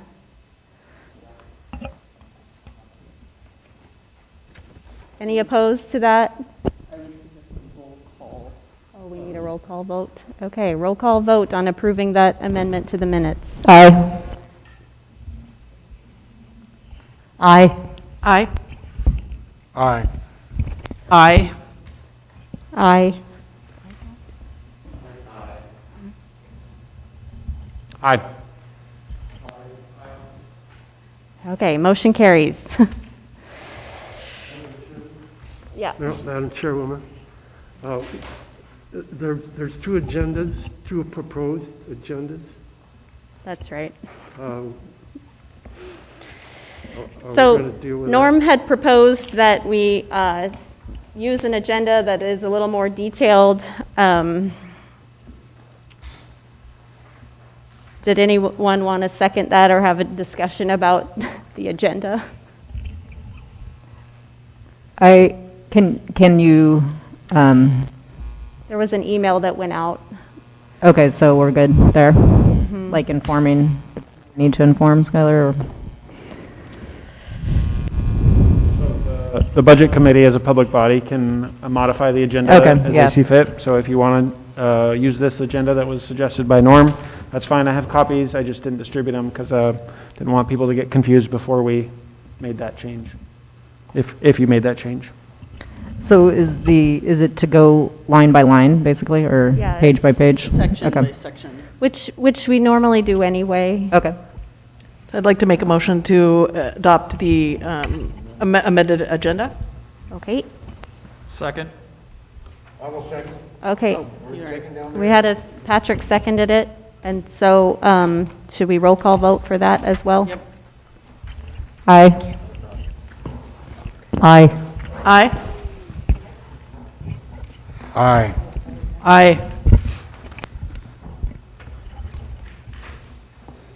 Aye. I guess. I don't. Norm Brown, aye. Tracy McDonald, aye.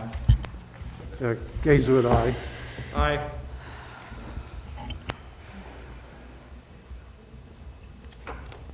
Okay, so the motion carries. Does everyone have the new agenda? Madam Chair, can I share one piece of information that will be helpful? So we do have a couple of district staff here, including Marcus Runkel, our finance and admin manager. Marcus has a family commitment at 8 o'clock tonight, so that's as long as we'll have his knowledge and experience to offer. He'll be leaving the meeting at 8, so I would encourage us to use his wealth of knowledge prior to that point. Just wanted to make sure everyone was aware, and happy to move forward now. Okay, thank you. We will move on to review and introduction to the budget. Pages 1 and 2 of your packet. Okay. I have no questions. Does anyone have questions on those pages? I'm sorry, I didn't hear that. Does anyone have questions on pages 1 and 2 of your packet?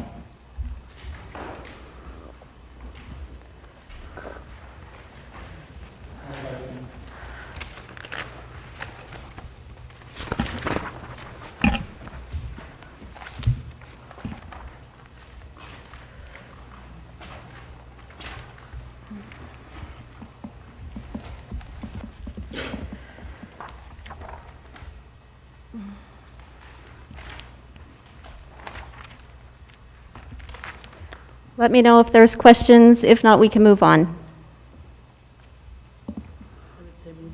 Okay, let's move on to review of the review and assessment of current district operations, facilities, and programs, pages 14 through 28. Madam Chair, I noticed that we left out pages 3 through 13.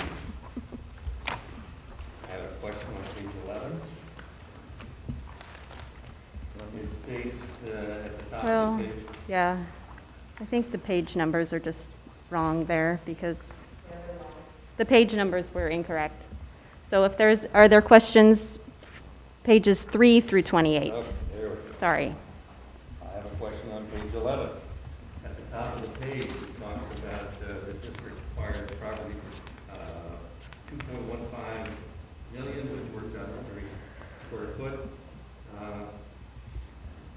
Can you tell me what the basic terms and conditions of the purchase were? Is this a all cash transaction? Was it a Norm, can you use your microphone? Sorry. Here. Sorry. Especially with a mask on. So the comment is made that the facility, I think now called the Sunset Recreation Center, was acquired for $2.15 million, And I was wondering if we could have a little more information as to whether that was an all-cash purchase, whether there was a loan, whether it's a purchase buyback, sale buyback, something, so we know the terms and conditions of that 2.15 expense. Sure. So the district utilized a method of financing available to government agencies, commonly referred to as a flex lease. We're able to borrow money at a low interest rate and pay it back over the course of duration of time set by the district. So we opted for a 20-year payback of this loan, and it's a method that we've used in the past for other property acquisitions and capital improvements. Okay, thank you. Yep. Are you through? Yes. Did you have a question? I've got a clarification on page 14. Clarification on page 14. Robert, can you use a microphone? Sorry. The bottom paragraph relates to the permanent tax rate. I thought there was .928. Is it 92 or 928? I believe it's .928. For the purpose of brevity, we often refer to it as .92 per $1,000 of assessed value. From a calculation standpoint, that 8 represents a few tax dollars, and that is the permanent rate, 92.8 cents per thousand. It should be reported that way. Robert, we're having trouble hearing you down here. Can you I'm speak sorry. directly into Yes, the... the permanent tax rate is 92.8. And that's the way it should be referred to. That's a change that we can make. I'm fine with that. Thank you, Robert.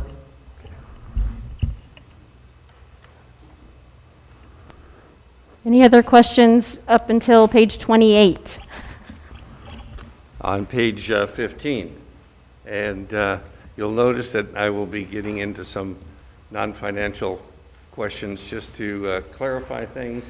Hopefully it's not nitpicking, but it might be. We talk about on page 15 that there are 5 departments. I counted them, and there are at least 6, maybe 7. How many departments do we have? It's on page 15. So I guess the 5 departments would be, well, shoot, you're right. You're right, Norm. So I think there's 6 departments. Yeah, so there's administration, maintenance, aquatics, community center, recreation, special events, and The youth programs. So 7 total. And apologize for that. Okay, 7 it is. Thank you. Maintenance is new this year, so I think Didn't didn't update from where we needed to be. Madam Chair, I also have a comment about page 14. Whereas it says that the tax resources to be collected is a 3.4% increase from the previous year.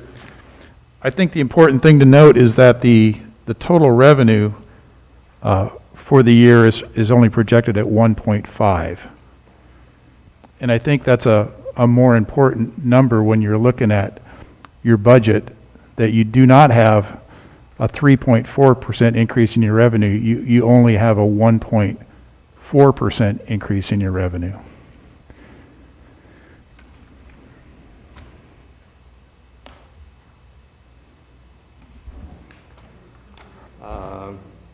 I don't know. It's actually I can't read my own writing, 1.57, I'm sorry. It's 1.57 increase in the revenue, your projected revenue from last year. But Patrick, isn't that paragraph talking about the tax rate specifically? I mean, are you saying add another paragraph specific to revenue, or are you saying take out the tax? I realize they're talking about, Two it different- says the budget explanation and a basis for the proposed budget is the title of the paragraph. And so I think it's important. Wait, that where, we kn- sorry, I'm looking at the bottom of page 14. Yeah, but the paragraph is identified in the middle of the page as Oh, I see an what you're saying. explanation and a basis for the proposed budget. And I just think it's very important that, yes, the taxes may have gone up 3.4%, but the overall revenue for the district is only expected to be 1.57%. And I think even more important is that the total revenue for last year's budget was down 1.87%. And so you're looking at a very, very, very small amount of increase over the last 2 years.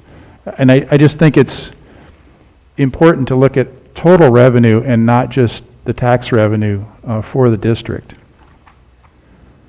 Bob, Because those numbers are small. I'm not sure what you're saying. I think what is, I'd like to discuss that maybe when we hit something else. But on the summary sheet of the general fund, line 24, that's proposed, the revenue number is 1817496, which is exactly the number quoted on page 14. And the number that is changing, the percent, is the total resources except taxes, the number right above that, which is 1.257. And then the number in the preceding year was 1.268. So the two numbers together make up the total revenue that's available to the district to spend in the year. I think we should discuss that when we get to the general fund. Fair enough. I just thought it should be explained in the paragraph when as it's titled on page 14, the basis for establishing the budget. I'd like to follow up on your comment about line 24. Okay, let's go back to page 14. Okay. Where it talks about the 9, which is now 928 per 1,000 assessed value generates 1,817,496.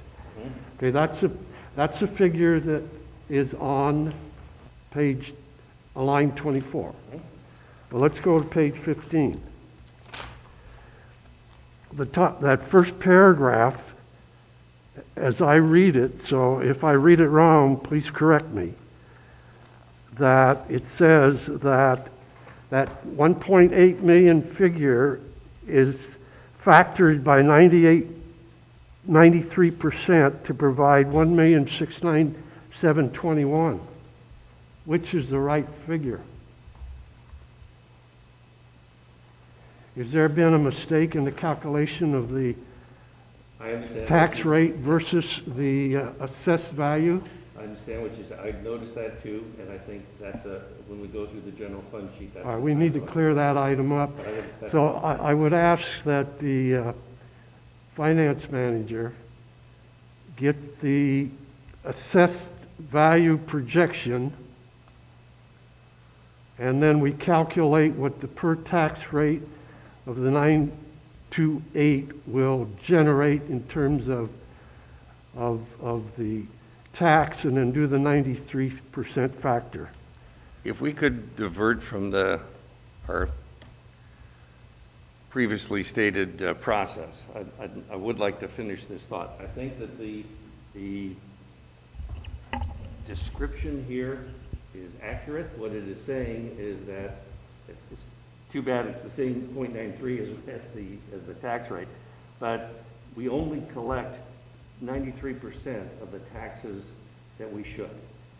If that's correct. Is that correct? Then the figure on line 24 should be the 1,000,006 yes. figure. And that's why I think before we get too far into this, when we start talking about a general fund, we should establish what the projection was on the assessed value, factor the 92.8 rate, and then do the 93 calculation. Because that's going to come up again. But I think the 93% is just an estimate. 1.8 or 1.6 to balance the general fund? Oh, hey, thanks a million. Could we ask Marcus if, so it seems Do you understand what they're asking, Marcus? Yep. All right, so I'm looking at the information that was sent to me by the county. It looks like at the .928 rate, the total to be collected is $1,817,981.87. And so then we would do that at the 93%, which is what the average is that is collected. We have previously been actually a little bit higher in our collections of that rate. And so we typically go a little bit higher because we have been successful at collecting at a higher rate. Which is portionally brought on because we look at the number of homes that are have mortgages, and then that guarantees that the taxes will be paid by the mortgage company. So which figure is going to be used on line 21? I'm going to do the math real quick and get back to you. Pardon? Okay. and you know, if 93% is in the right collection rate, we just change it. It's 95, 75. That's the number we had done. I think it's just an estimate, though. They have no way of knowing what will happen next year. Jack, the county revenues, there are those who do not pay, those Right. who have that situation. So that's a shot in the dark. Right. I don't think we need to nitpick it. This is the difference of $120,000. Right. But you can't. Well, I might have that. We're following. I was on the county. Okay. The rule is you take the total expected revenue, multiply it by the increase. Okay. Oh, I did find my best budget message. Excuse me, would you please use a microphone? Were there any other questions going forward to page 28? While we wait for- After 14, while we wait for the math, and we can get to the math when we get to that part of the budget review.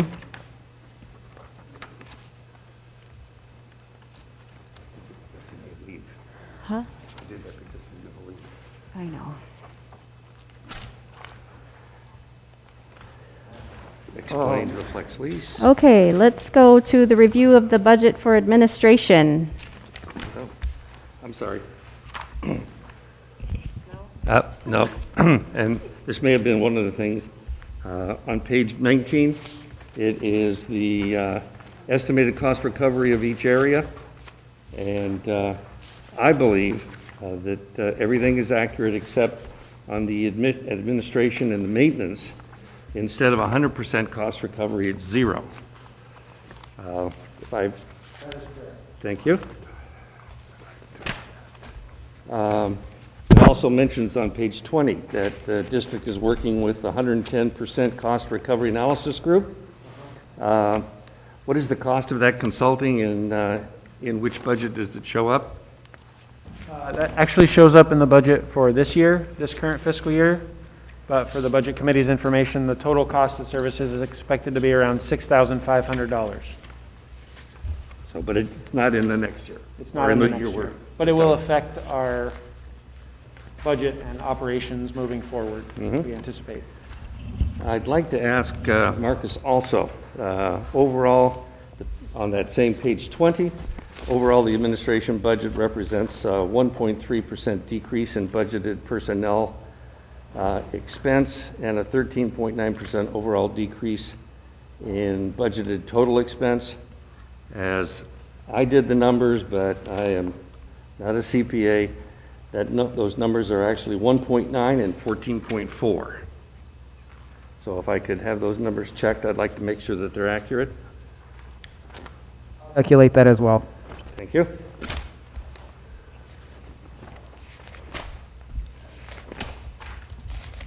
So can I have a point of clarification? clarification, Chairman? Yes. Okay, page 23, and reference to youth department, the youth center and the Bob Chisholm Community Center are both leased properties, is that correct? And That our is three correct. properties are owned, which would be the Mary Blake House, the pool, and the Sunset area, correct? Yes. Correct. Okay. So the city's a partner in these things. So. And as the former Oregon Association of Senior Centers president, we merged and in 2007, and we are a community center. So we'll just make everybody aware of that this is the citizens of Seaside Community Center. Right. So. Okay. Time to move on to review of the budget for administration.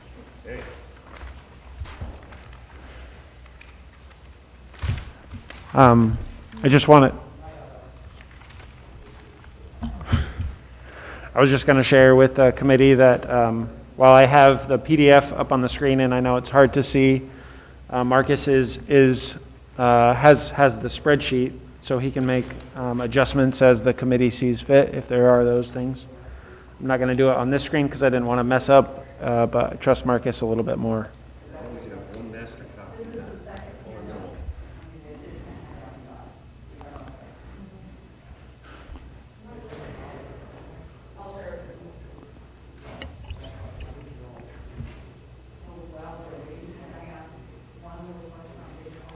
Yes, do you have a microphone, Sue?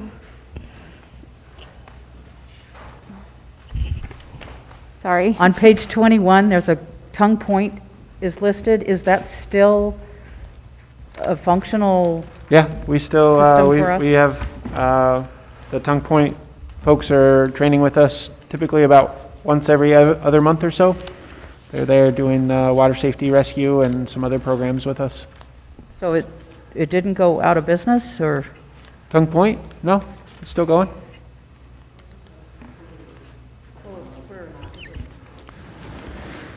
She knows something that I don't know? Okay. I thought it was, and I have friends that work there. I think they're still working there.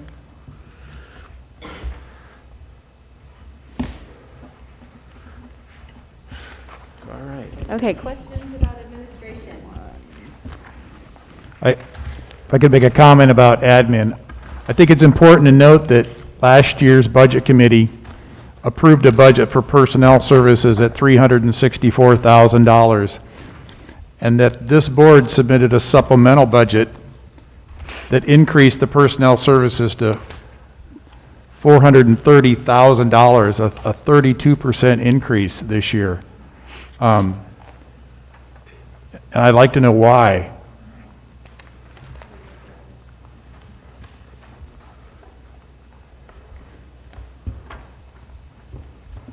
Are you asking me, or who are you asking, Patrick?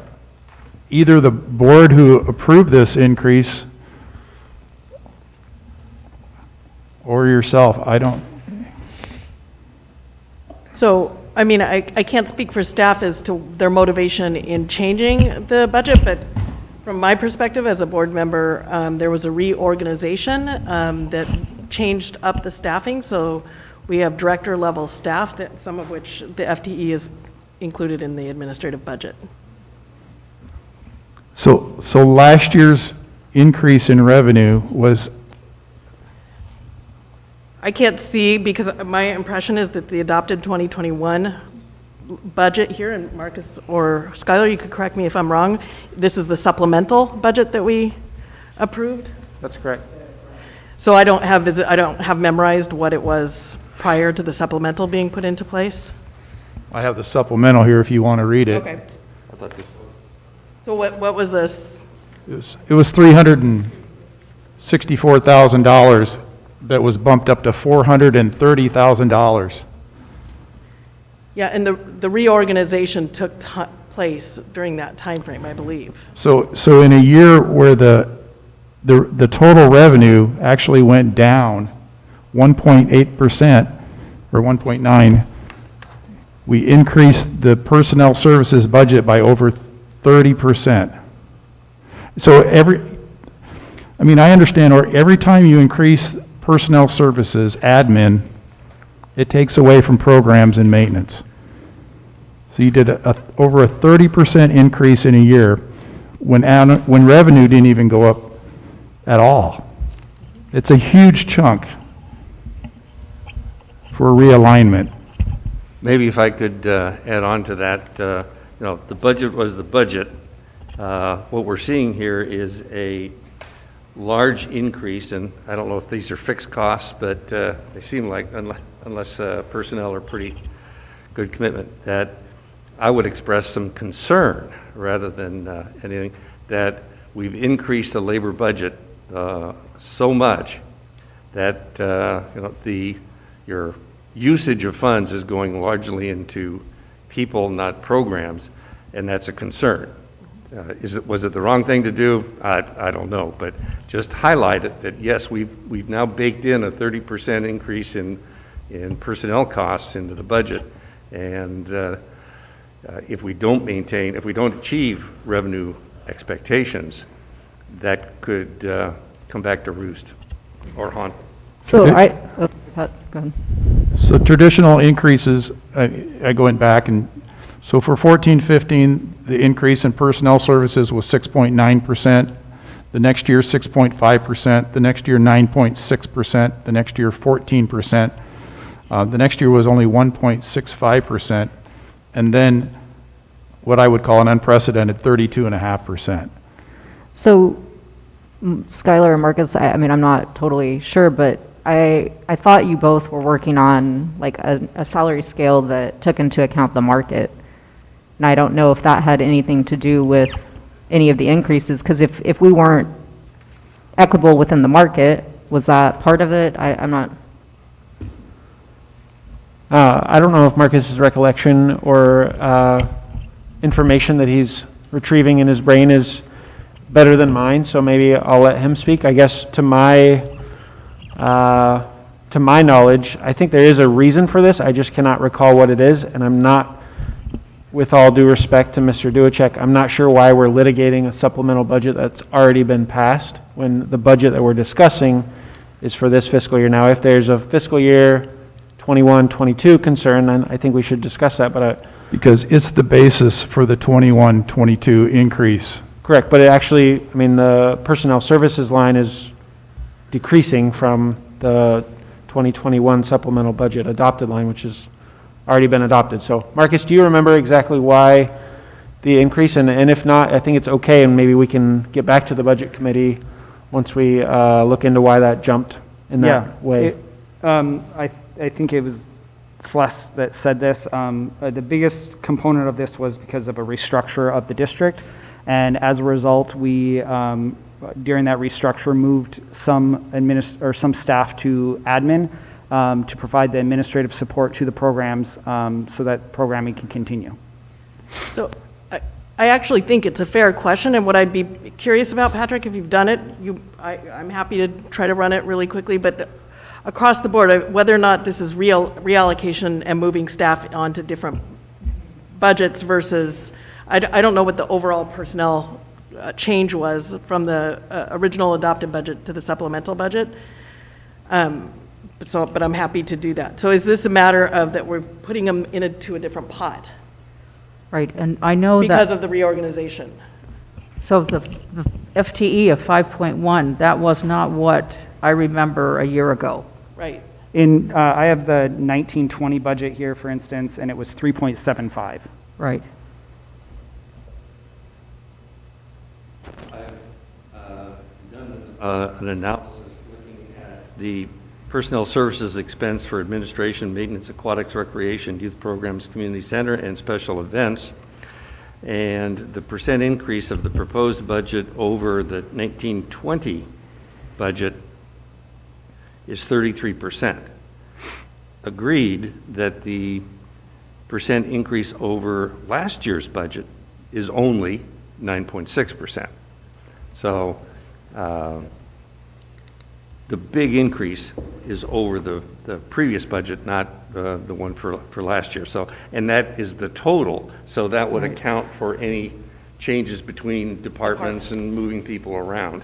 Well, and the other thing I would note on page 18, under cross-departmental, it mentions in the previous budget, the district took the proactive measures of suspending all merit increases and did not offer COLA adjustment. The district also suspended out-of-state travel for employees and took many other steps to conserve resources. And this year, continuing, we'll implement a 2% COLA. So maybe that's part of the answer to the change.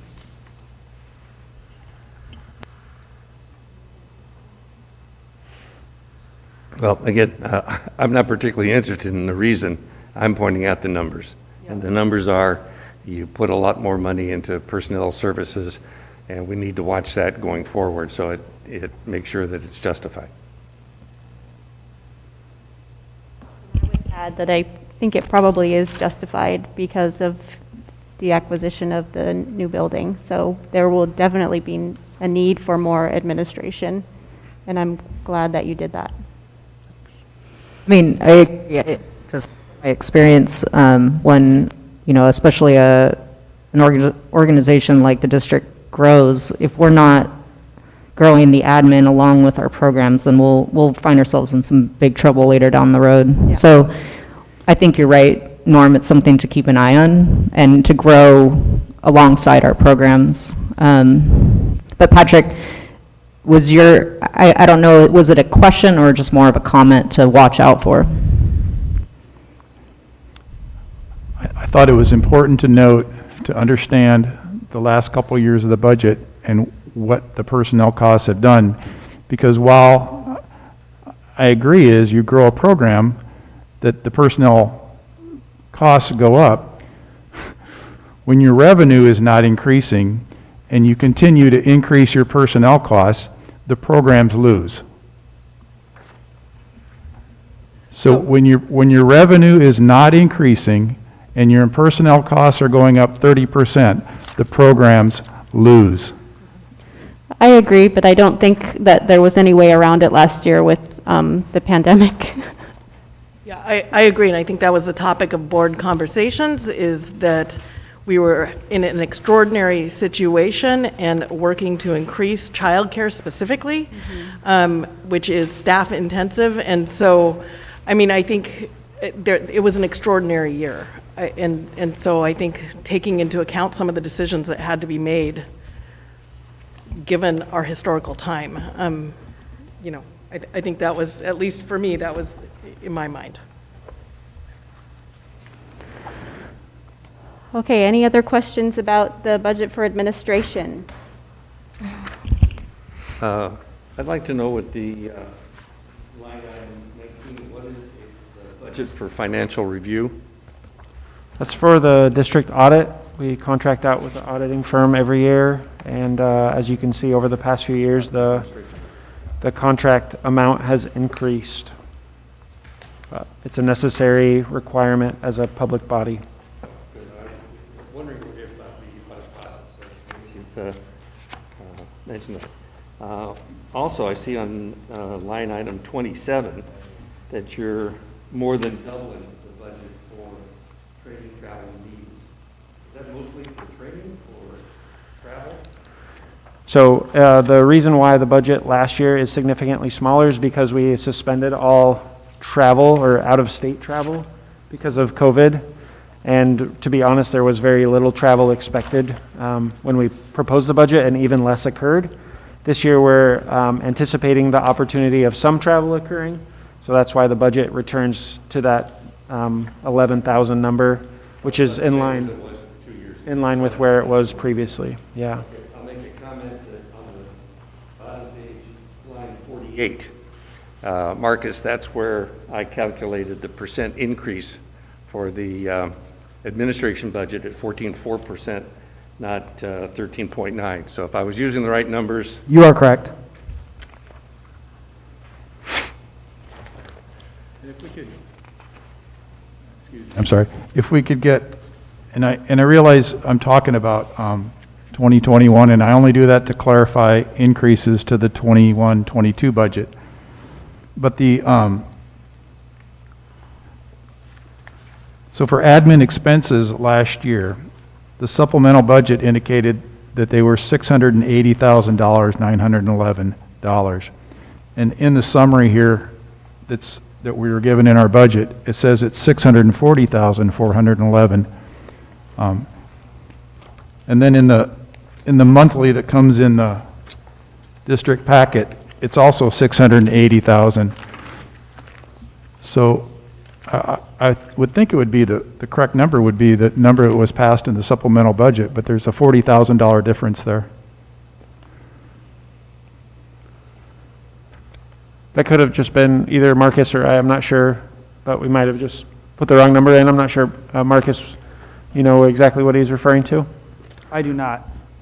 So I think maybe I'll unveil a little bit of what happens here. So the budget message is composed by myself and the timing of such as the supplemental budget, and there were some other staffing challenges. I worked on it generally by myself, and we just didn't have as much of a review process as I would have liked. So as you find maybe some numbers that aren't exactly right, that's just something that occurred because of a strained process this year and some challenges that we had. Thank you for sharing that. Question on these programs. When was the last fee increase for the different recreational programs? Yeah, the last time we increased fees for aquatic services and fitness classes was in 2018. I'll point out we're not at aquatics yet. We're still on administration. Correct. I'm just responding to the question. So the proposed budget reflects no increases at all in That is fees. correct. Why is that? Because we like to budget with the best knowledge that we have at the time, and at this point in time, the board and the district have not adopted a fee increase, and while that is something that has been discussed, we don't have concrete plans to do so before this budget takes in effect. Okay, so with what I've heard,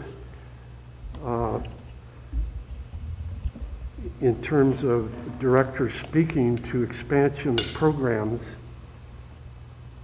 how in the world are you going to afford expansion of programs without dealing with fee increases? In addition to that, you look at just the example of the youth program. Can we table that since we're not talking about the fees yet? Pardon? Can we please table that, Bob, since we're not talking sure. about the Okay. fees yet? Yeah, that'd be fine. Let's come back to that. And is there any other questions about the admin budget? Okay, all right, fine, thank you. Yes, Sue. Excuse me. I'm going to break this thing. On line 38, it says committee expense and it's new. What is that for 7,500? Yeah, so the district has 3 internal committees. They are the Risk Management Committee, the Equity, Diversity, and Inclusion Committee, and a committee that we call Start Well that deals with employee, helps employees have a positive job experience with us from when they're hired to when they conclude employment. We've never had money budgeted for training conducted by those committees or helping their committee work move along. We've always pulled money from other areas of the district budget, and so this line 38, just allows for some expense to be made for each of those 3 committees, and that 7,500 would be divided up into 3, and the committees would have access to that. Darn, I thought that was the budget committee. Sorry, yeah. No. That's a little more than we're allowed to share with you. For line 31 on the administration budget, last year the board touted the new software program for the district was going to cost $80,000. I see now that number has gone to 120,000. Is that all for the new software program? That is not. A portion of that is for software. The other portion is because the district received coronavirus relief fund money, and part of that means that we were able to purchase technology for telecommunication and for telework, so that during the pandemic, the staff that were able to work from home were encouraged to work from home in accordance with the CDC and Oregon Health Authority.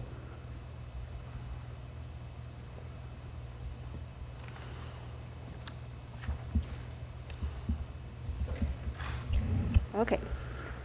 Let's move on to budget for the maintenance.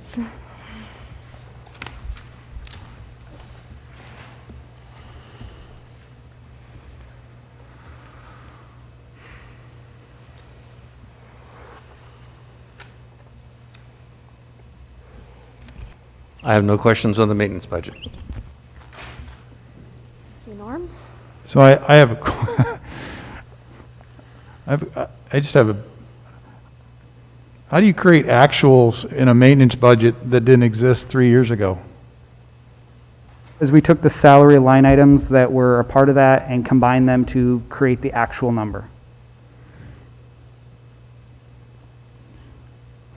And at the same time, you pulled 480,000 from the maintenance of the pool.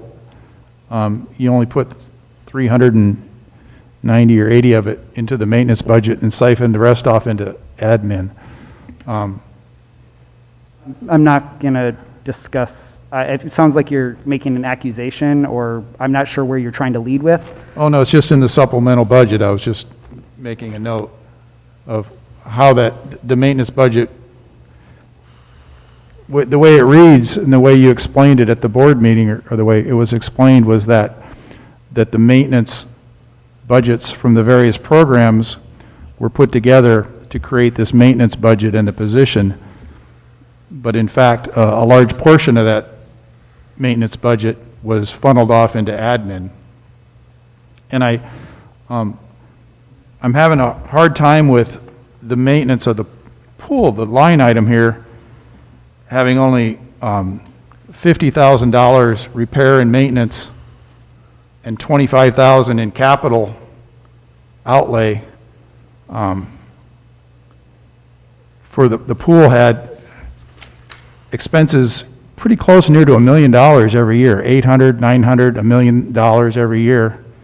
And now the pool budget is down to, and I realize this is maintenance, but it's like 689,000. And I'm just worried there isn't enough money in the maintenance budget for the pool that has been operating at $900,000 and $1 million a year.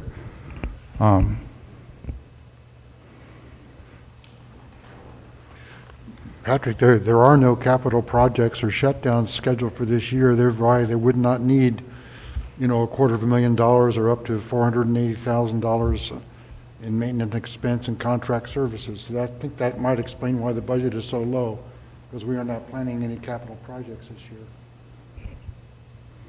I'm not saying capital budget. I just say the pool is operated, at near $900 and $1 million for the last 4 years. And now it's being cut down to 689,000. We've never broken out the maintenance like this. This is a new spreadsheet for maintenance.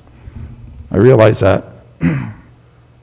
I just averaged the last 3-4 years of aquatic expenditures. If you add the aquatic expenditures with the maintenance expenditures, I mean, I'm not terrific at math, but it's right around $940,000 or $50,000. That's where the maintenance budget previously was. I got 689,000. That's aquatics. So total expenses for aquatics is $614,000. Total expenses for maintenance is $327,724. If you add those two together, that's somewhere around $940,000, which is similar to the overall aquatics budget previous years. But the 327 is spread across all, the only line items I see for the pool are aquatic repair and maintenance of 50,000 and aquatic capital equipment, which is 25,000. Personnel services all came previously under aquatics for maintenance, regardless of where they worked. So all of this stuff, youth program repair and maintenance, recreation repair and maintenance, community center repair and maintenance, all of this stuff was under the aquatics budget last year, or under those personnel services. And now those are all in their own budget, just so that we can track it better and know exactly the investment that we're making. I can understand the concern, but I think from the district's perspective, we've invested, over $1 million in the last few years into the pool with significant capital improvements. And by and large, our patrons are extremely happy with the quality of the pool. We have a certified pool operator who I think is as knowledgeable as anyone in our community about the condition of the pool. And he is the one who wrote this budget. So we definitely want to keep the Sunset Pool in the pristine condition that it is and continue serving the community in that way. So what is if we're grouping all the maintenance into one budget, why isn't the maintenance for SRC included? Because that's under the SRC budget. Because it counts as a separate fund. Maintenance is a part of the general fund, and then there's the there is the Sunset Recreation Center Fund, there is the Capital Improvement Fund, and the Broadway Field Fund. So each fund has to have separate, they have to be separate because These funds are under the general fund. What? This fund is under the general fund. Correct. All right, understand, thank you. With that, Madam Chair, I will be departing, so if anybody has any questions immediately for me, that'll be great. Otherwise, please get them to Skylar and I will answer them upon my return. Okay. Thank you, Marcus. Thank you, Marcus. Thank you, Marcus. Thank you, Marcus.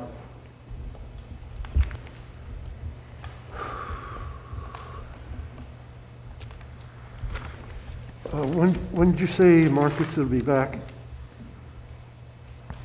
Marcus will be back next meeting, it sounds. Yeah, he'll be here next meeting. He's still working. He's Could I just ask just one question though then before he leaves?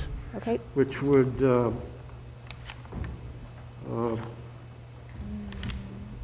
since you moved everything over to the maintenance budget, I'm questioning a duplication then that might be in the recreation budget under repair and maintenance, 3,000 in the adopted budget. Is that a duplication? Can you repeat? Because that 3,000 is actually shows up. Which on the maintenance which line number are you on? 27? So, Bob, that's in the supplemental budget from this year.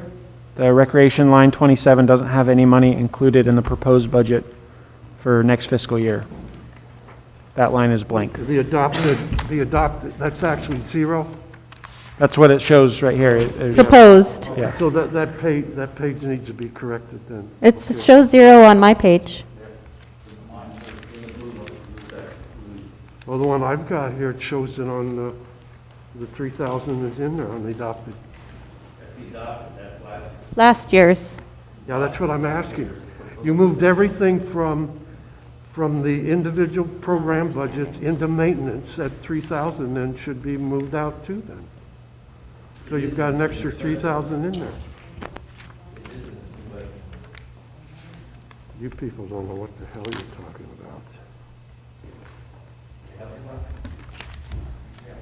about. Let me, I think I understand the question. It's 3,000 right here. That's last year's. This year's is I know. zero. I'm right? saying right here. It's Yeah. right. It's also RC. It's also Recreation. right here. See, that's what I'm saying. It's in both budgets. It's in both budgets. Hang on a second. Let me think about this. It's in both places. Aquatics. Hey, Norm It's a and duplicate. Bob, Robert, I think I understand your question now, and let me work with Marcus to get you an answer to it. Yeah, Okay? it's a duplicate. Yeah, I appreciate it. Exactly.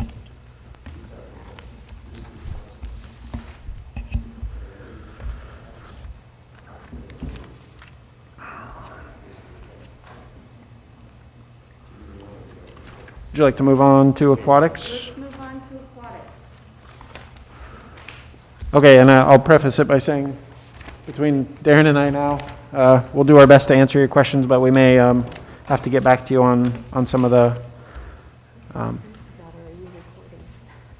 What's that? Should I be taking notes of the questions? No, we're recording and it's on YouTube, and yeah, I'll be watching it later tonight, rest assured. Can't get enough, huh? Yeah. Yeah, something. Okay, any questions on the aquatics budget?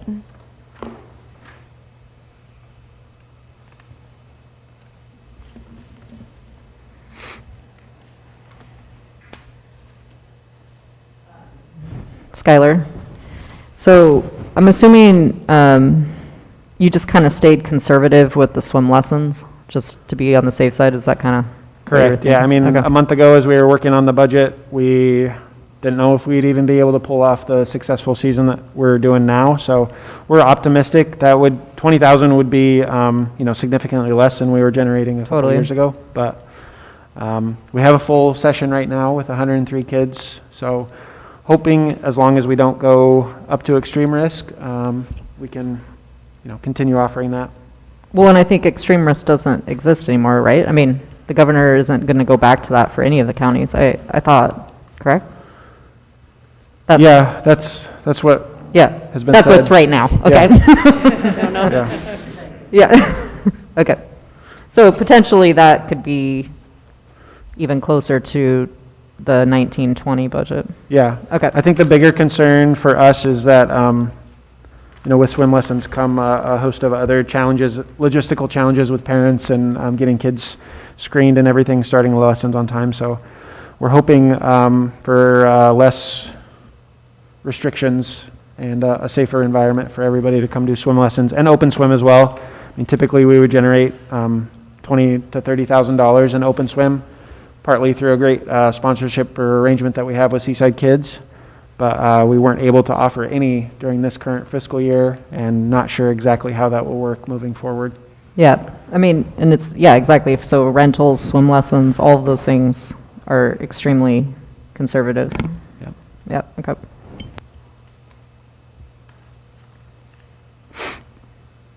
Any other questions on aquatics? Okay, let's move on to the budget for recreation.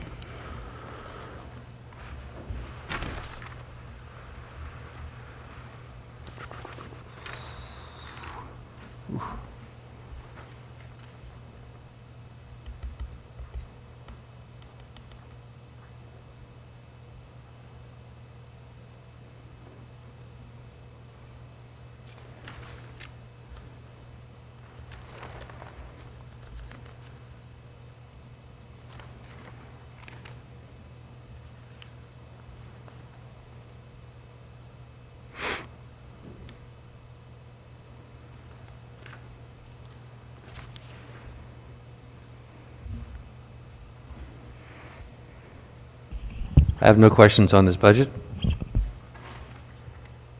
No, the only observation I have is the same thing in relation to the youth program, is the overall issue governing fee increases and the lack thereof to support the programs.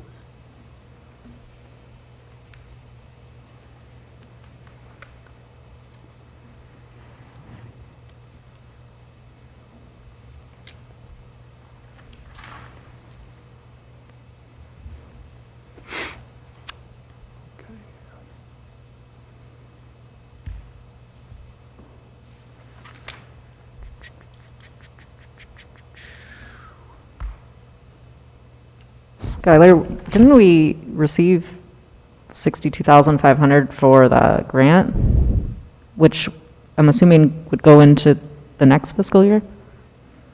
You're talking about the summer camp? Yeah. Right? It's actually, I think we've already received the funds, so it's going to hit this fiscal year. Okay. Yeah. Okay. So would that, Are you looking Is at that- youth programs, Erica, or are you looking at oh, my recreation? bad. Are we not done? My bad. Okay, is everyone done with recreation? Okay, now we can move on to youth programs. Sorry, I didn't make that clear. Was obviously moving ahead, but even if it does hit this fiscal year, right, Skylar, wouldn't it be within the adopted supplemental? Yeah, I mean, Yeah. it would be, yeah. Where do you usually put that? Just at the top, number 2? Yeah, so we haven't decided exactly, as I've shared with the board, what we're going to do with those funds, but yeah, depending on where we go, they would go in that grants and donations line. But if there's facility improvements, then they could hit the maintenance budget. You know, Are we've they talked about- unrestricted? What's that? Are they unrestricted? Pretty much, Okay. yeah. They're very flexible in how they can be spent, just as so long as they enhance the summer camp experience. Do you currently have a system or method for accounting for restricted funds year over year? So for instance, if it's a 3-year fund, does it hit in the appropriate budget year? In other words, if you receive $300,000, $100,000 a year for 3 years, Yeah. would that show up? You restrict that on your books? We would, yeah. That's only happened, I think, once or twice in the district history. We had a large grant from Oregon Community Foundation a few years ago where it was spread out or dispersed like that over the course of 3 years. So fairly uncommon, at least for us right now, but yeah, we would have a system for it.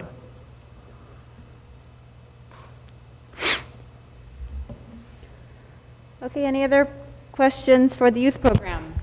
Just a quick one. I noticed that the learning ladder's gotten a significant boost for revenues. So is this something that was trimmed, although last year and the year before are about the same, but was this a program that was trimmed back for COVID that we expect to explode next year, or why the big increase? Do you anticipate such a big increase? Yeah, we anticipate a big increase because we discontinued the program for a period of time because of COVID. We transferred our services to providing an emergency child care service.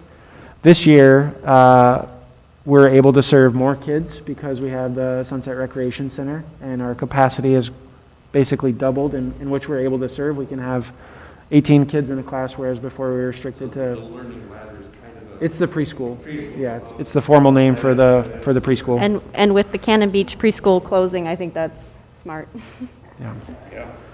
Well, we now have the square footage to house keep the kids in on the numbers and the square footage, so. So I go back to, can't really trust last year's numbers because it was such an odd year for the district. But so if I go back to the previous 3 years, the proposed budget is a 57% increase in revenue and a 35% increase in expenses. So are we able to serve more children at a lesser cost? What we found is that having more children and having programs that are up and running allows us to operate more efficiently. And I think we've also found a lot of increased efficiency in operating all of our youth programs out of the Sunset Recreation Center, whereas before our programs were split between the youth center and either the Sunset Recreation Center or Seaside Heights or even Gearhart Elementary for a short time. Now we're able to have them in one building that's owned by the district, and we're not have some of that reduced efficiency of employee services and other things that are able to be captured by the budget. So with programs being in the SRC, are all those expenses captured here? They are not. In the youth program? No. So you'll see in the SRC fund, you'll see that's where a significant amount of those expenses for operating the SRC are found.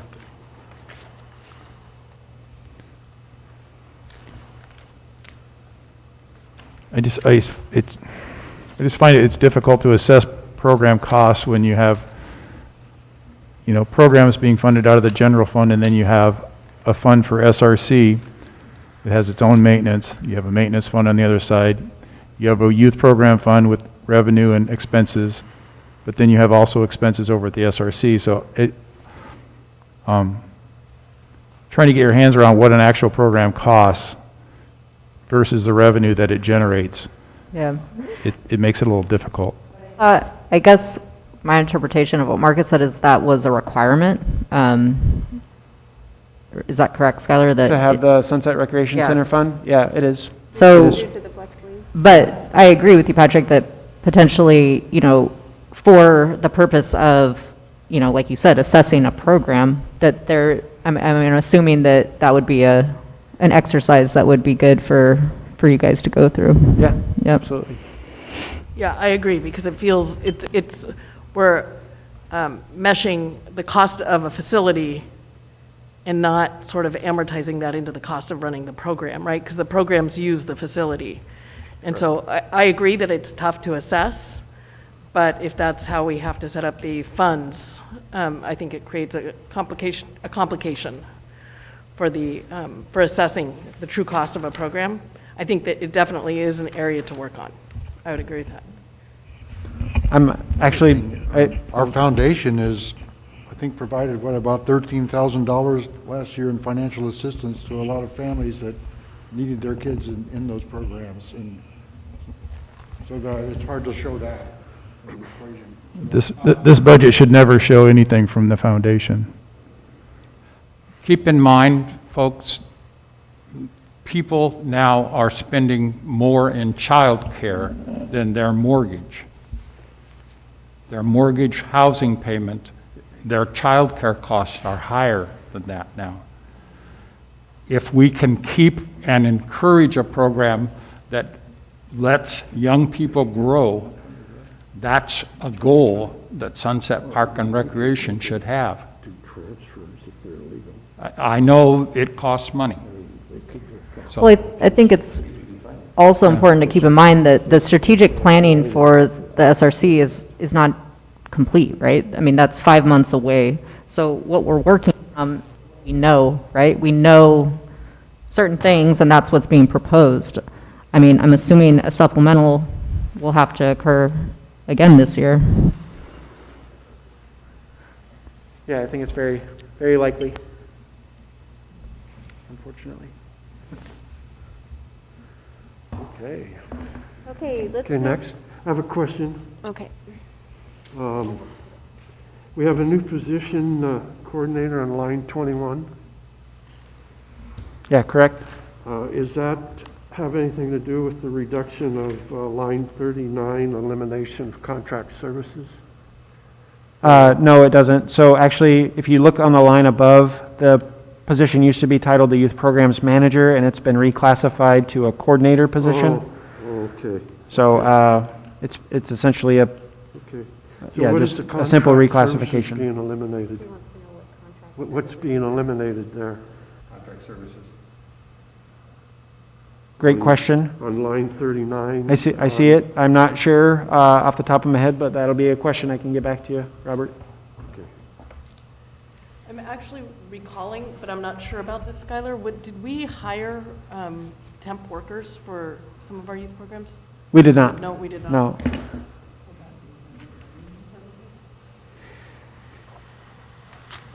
Actually, okay. Yeah, it's coming back to me. So, Robert, line 39, in the supplemental budget, we hired, we had to do two sessions of contracting out deep cleaning after an employee tested positive for COVID.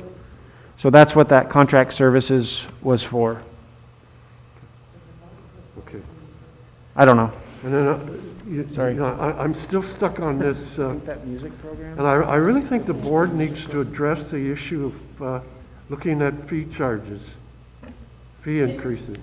Can you talk, because it's really hard to hear you down here. Yeah, Can you move your microphone? I'm, it's not on.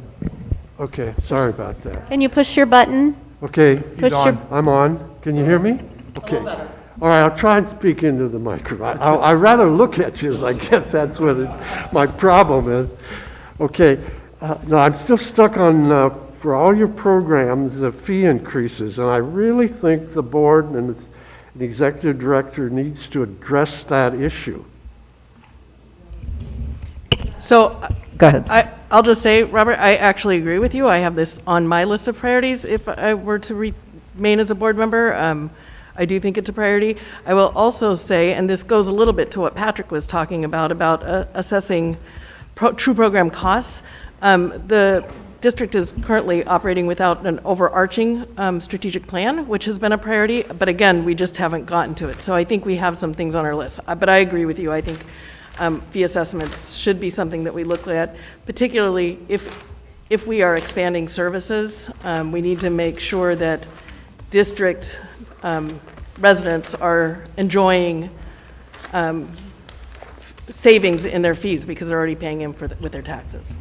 Robert, there's also the districts so far, like Skylar alluded to, hasn't invested in just grant writing and institutional or private or trust foundation type donors. So, I mean, I think there's a lot of revenue that until we have that strategic plan in place, we can't necessarily account for. But like you said, the fee could be one of those places that we look at within that strategic plan.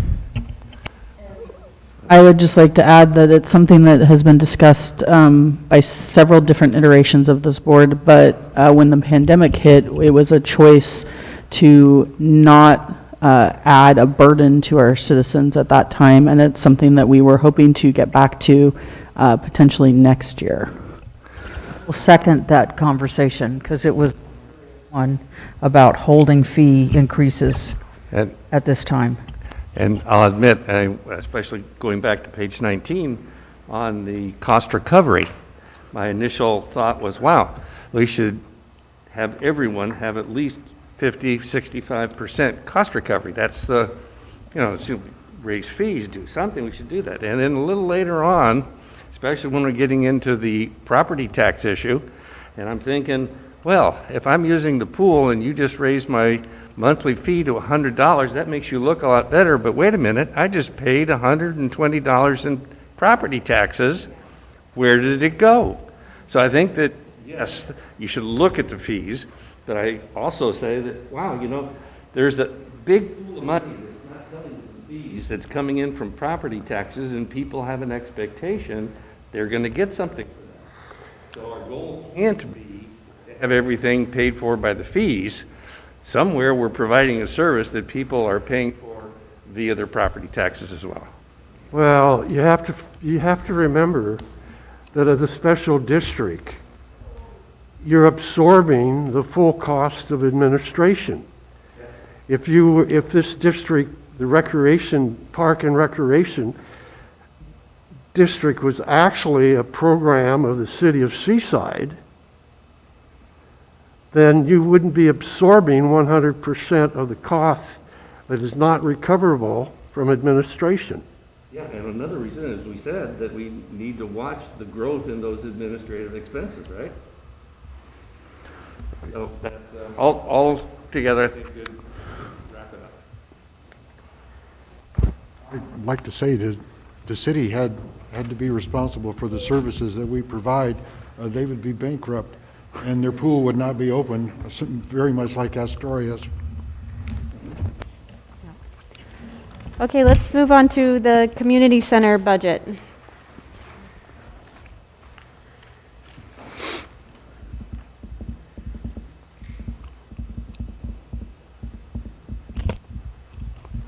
I have one question.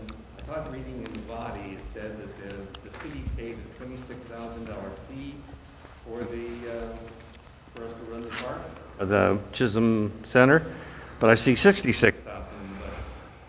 Yeah, so that is not just what we receive from the city for operating the Bob Chisholm Center. That also includes a contract that we have with Northwest Senior Disability Services to operate the senior meal site. We have multiple. Correct. contracts, okay.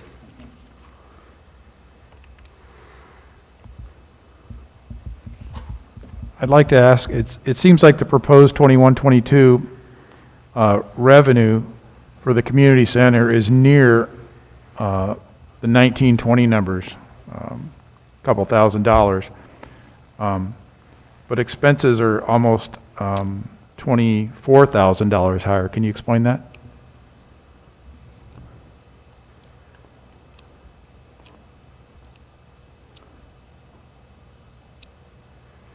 I hear you. Oh, So well- I would say, it looks like you have personnel services and adjustment in Yeah. that area. You have the inclusion of a portion of the director of program salary in this line because the community center is the location where a lot of our programs occur. You also have the inclusion of the director of operations, a portion of their salary, and previously, the only personnel services, I believe, in this budget, and I can go back and look at the other ones, did not include those two positions. I think that's a significant portion, and I think the community center personnel services only include the staff that runs the senior meal site and our patron relations specialists. Has that work the at FTE on that gone up? Correct. Okay, so that was 20K right there. Yeah, well, we're right back to the same old stuck record. This particular budget right here clearly establishes the fact of a lack of addressing the issue of fee increases, where you have revenues over a several-year period that are staying static, practically the same, and you're having extraordinary cost increases. The bottom line comes back is that you have to address the issue of fee increases. And they will. You guys, Or decreasing, as he said, expenses. Madam Chairman, I just want to add, the city fixed the cost of rentals in the building. So revenue generated has to come through the city council. So this is, we manage this For this building. particular with the community center, Yes. right. We manage this building with the funds from the fees that are addressed in city council minutes. Yeah, I'm glad you pointed that out, because Okay. that So they're the establishes the partner. fact that perhaps the board and the executive director then should discuss that issue with the city council of the city of Seaside I would and their agree city with that. manager. Yes, I would agree with that. Okay, let's review the budget for special events.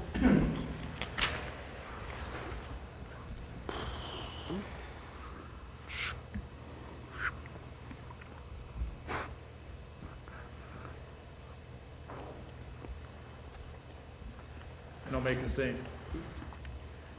comment that the proposed 21-22 revenue at $28,000 is pretty close to the actual 19-20 numbers of 25,000. We'll call it 3,000 and change. Whereas the expenses are nearly 49% higher, 66,000 in 2019 and $98,000 in 21-22. So again, where revenue is just a creep, the expenses have grown by leaps and bounds. Yeah, I think I would like, in this, I mean, again, I'm assuming there probably will be a supplemental this year, and I do think that needs to be addressed. I'm not sure within our strategic planning if special events is even, like you said, Patrick, worth it.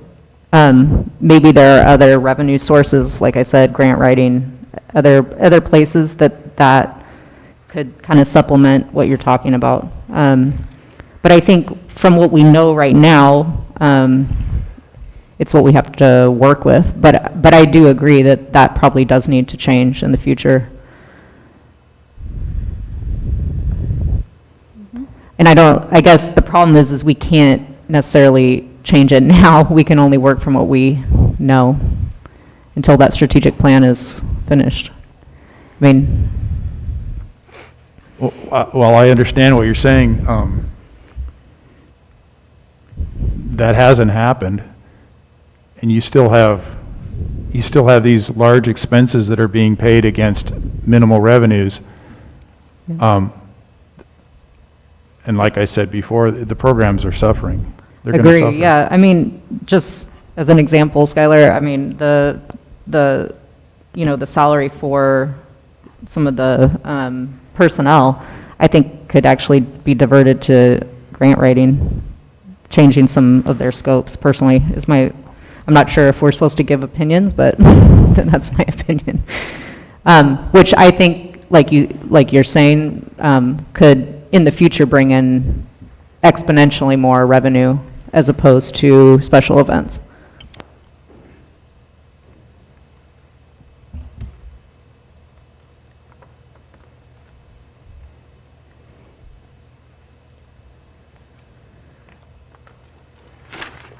Are you good? Okay. Let's move on to the summary sheet for the general fund. Okay.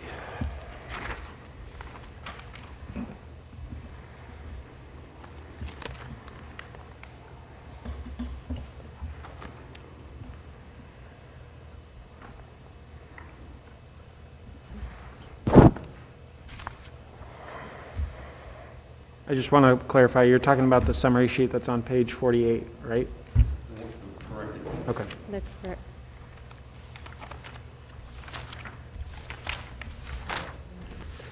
Okay, I have a question, and maybe since you've clarified the flex lease, but I noticed My budget doesn't have page numbers. Nope.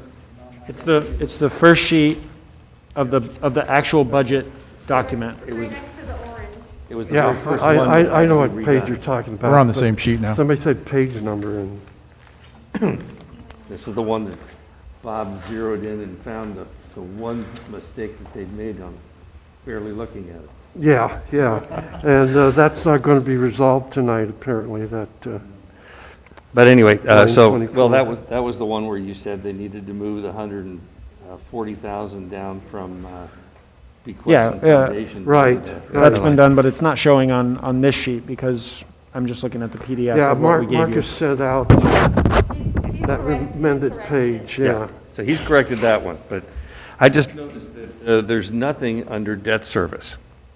And again, maybe I need get another clarification on Debt that. service was moved into the Sunset Recreation Fund. Is that because since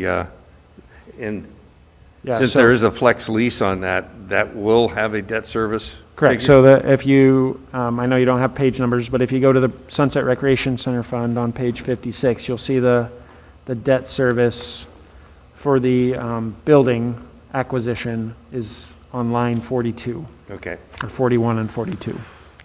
So my only comment is that I think we need to keep looking at that line 24. That's share of the property taxes. And, this is, I don't think this is mandated. We decide, or you decide, how much of the forecasted property taxes you're going to receive, whether it's 93% or 95%. But I think that's the number you should put in on line 24. What you have is 100% of those. Okay. Now, if I've got it correct, if you went and adjusted it by 93%, that makes a shortfall of about $127,000. So if you think that we really think it's accurate, that we don't receive all of them, we need to drop your revenue and then need to make some adjustments on expenses. Okay, thank you. So what about the timber taxes? So go back.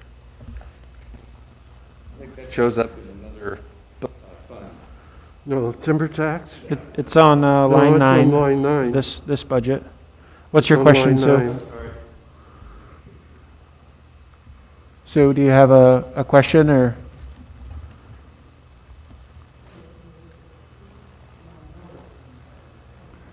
It's certainly less than we got last year. Yeah, I see that. I mean, I know it's in a separate line, but I thought we had already received a lot of the, and I thought it was more than we expected. Correct. That number is shown on the 96,000 number on that line 9, under the adopted 2021 budget. we have received $96,000 in timber tax this year, which was far more than we expected or than we normally receive. Yeah, We but are the- budgeting to receive $35,000.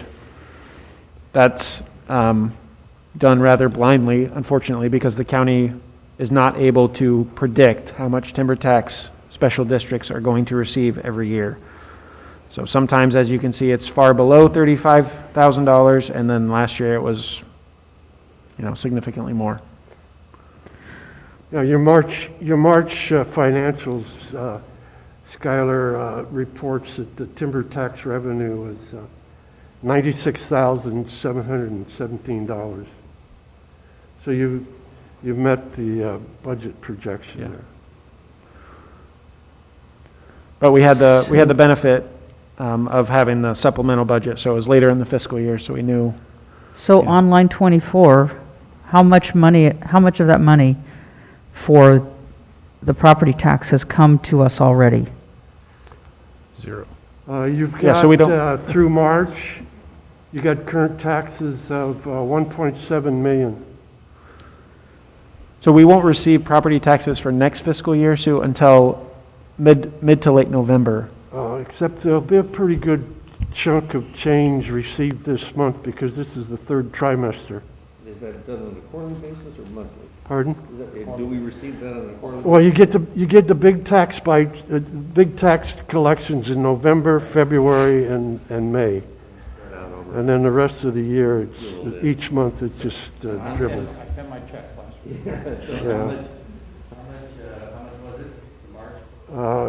It's through March, $1,707,808. So you're going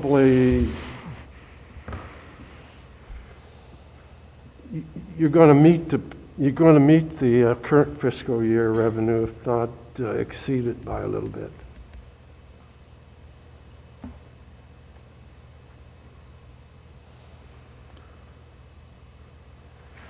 Okay, but we still have to know what that line 24 under the proposed budget's going to be. Otherwise, All right. I was going to ask Marcus one big question. And, I don't know if you can answer this. What big, is probably not. what is line 2 comprised of? Line what? Line two. 2. This to me is a Capital. catch-all for revenue. Line 2? On line 2, what is that unspent funds coming up from last year? Does it include unappropriated Line- budget expenses? Where do we start out the year with Okay. net working capital of $600,000? I can respond to that question. Go ahead, Bob. And you might take this and look at that while you're at it. And- I looked on the And also here, budget, net working capital. and then you can look at I looked on the subsection manual 27. for a definition. And they'll give you the definition.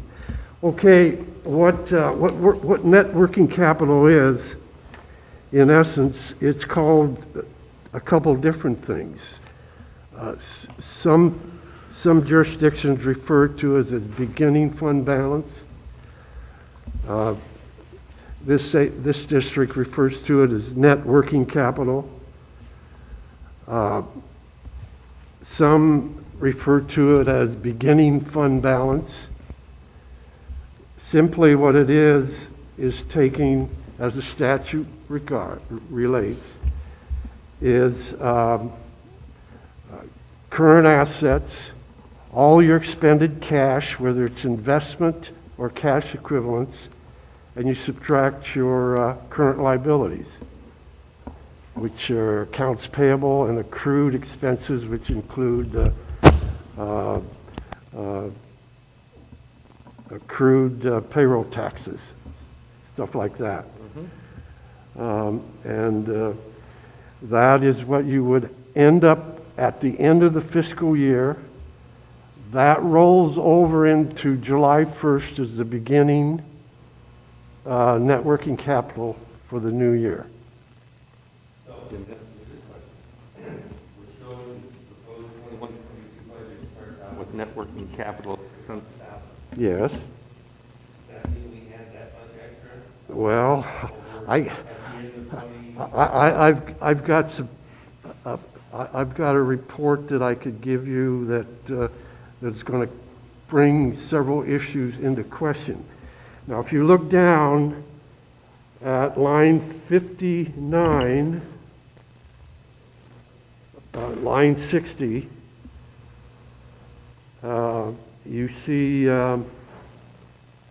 519,000, 503 projected. You go up to line 1, in the proposed, you see 600,000 projected. Go over to the actual fiscal year 1920. Look at page line 60. You had $949,010. And then you come up to the beginning year of the current fiscal year at 600,000. So that what that's in essence is saying that the district has been living on its carryover fund balance in lieu of looking at financing the district properly by addressing the issue of fee increases. Now, if you go long enough, you're going to run out of that cash. Now, I'm going to share something with you because it's going to have to be straightened out because there are discrepancies in the financial statements, the budget presentation, and the audit report. Pass it down. I'm just going to make a comment. I'm not sure about that. It seems to me the summary sheet of the general fund has anywhere from 400,000 to 700,000 for the last 8 years. So it doesn't look like, it seems like there's a consistent 500,000 or above. You could have something like $1.5 million in there right now. Here, you want to pass this down? Fund has 21 last. Done.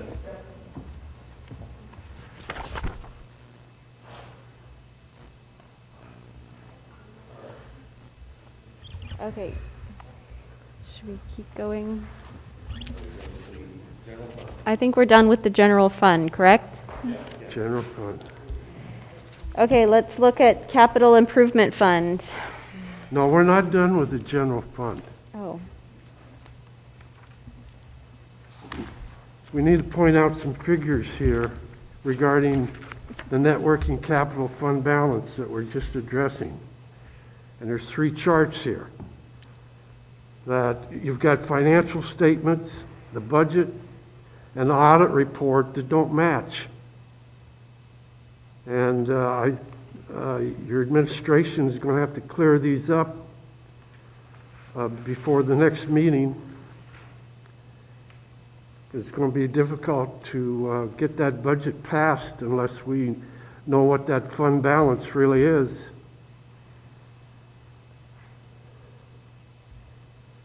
Now, I've attached the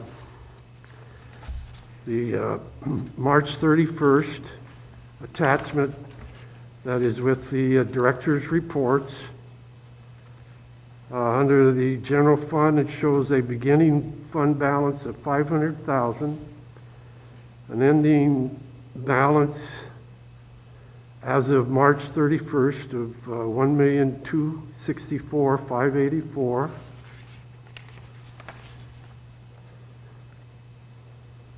You go to the next attachment, which is page 25 of your audit report for the period ending June 30th, 2020. And down at the bottom, it shows the fund balance for the general fund at $889,511. And we just said on the previous page beginning balance was 500,000.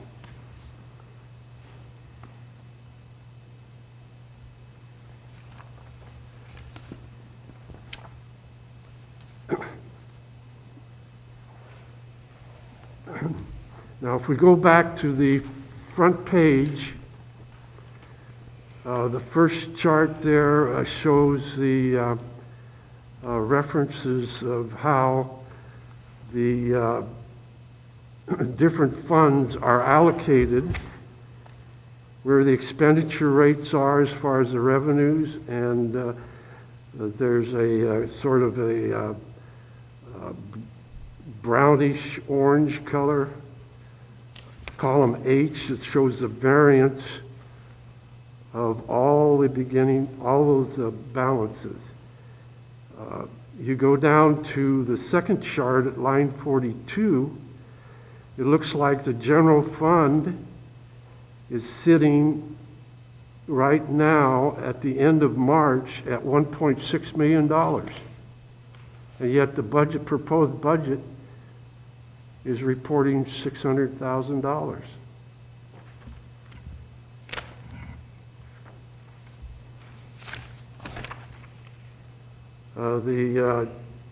The chart that lower, where it has the blue line going across at line 44,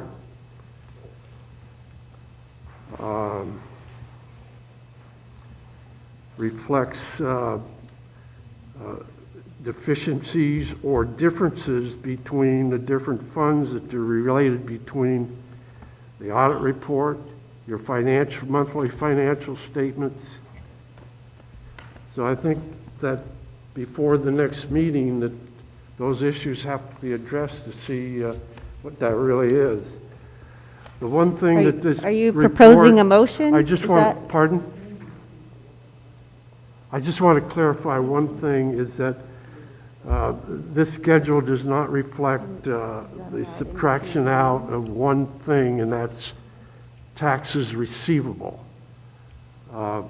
If I was doing these numbers over again, I would take the taxes receivable that's on the balance sheet of $101,000 out of the fund balance figures, because those are essentially, over a 5-year period, those are essentially uncollectibles. Okay, thank you, Bob. It sounds like if you have further questions, you can make an appointment with Marcus and discuss that with him, since he isn't I think here. you should make an appointment with me. Well, he isn't here.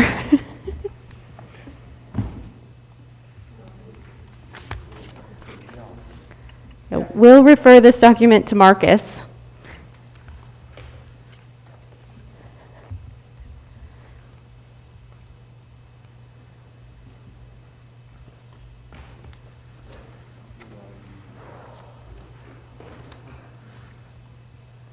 Okay, let's review the capital improvement fund.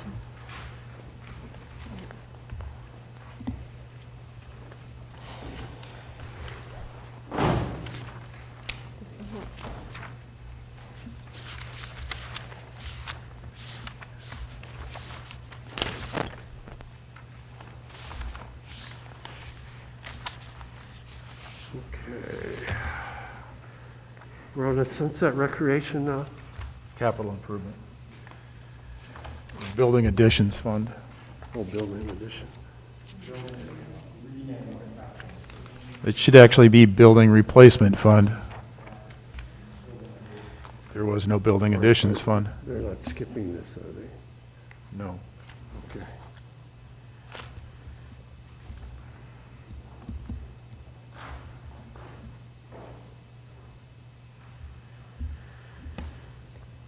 And just as a reminder to everyone, just in case you're not aware or you've forgotten, that the total revenue in here of $279,000 appears to be money that just comes from the general fund anyhow. So it's the general fund supporting this activity.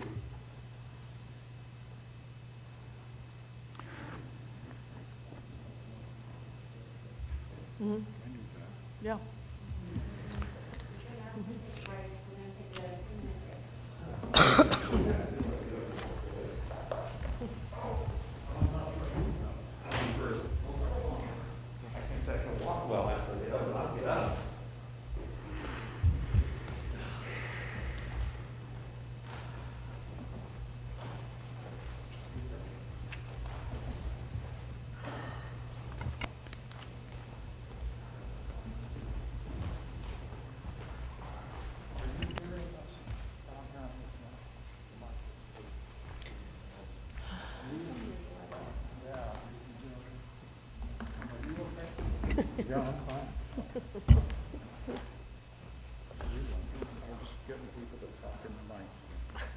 That's a damn good idea.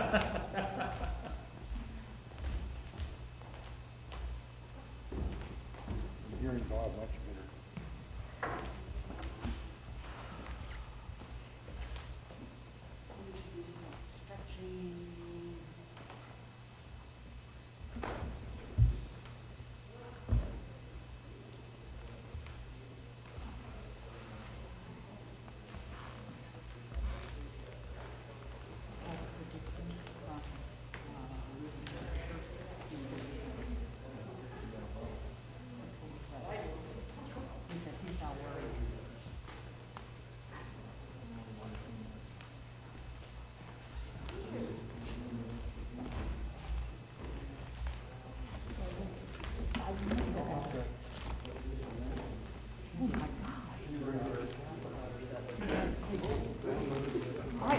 That's why I was offended on Facebook.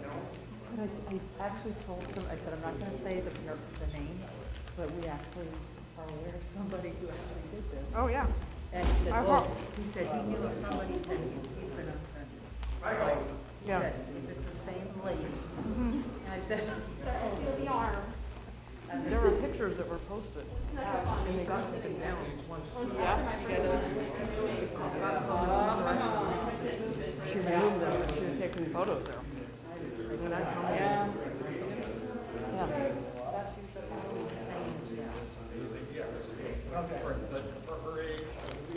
I had had go around with her on other arguments, on other issues.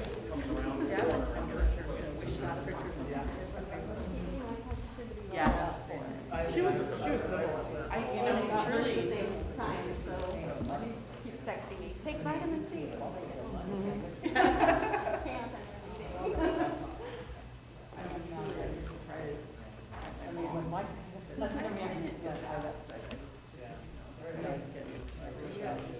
Yeah. Super great.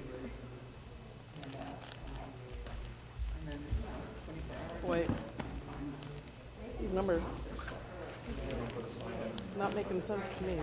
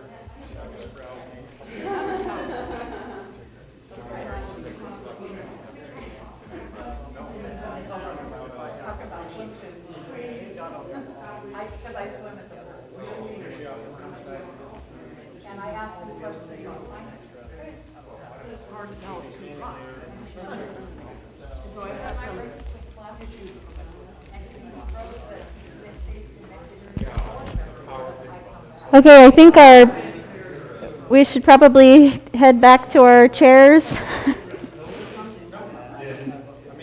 Let's get back to our chairs, people. Break is over. Let's get going. I hate to be mean, but we're going to get started again.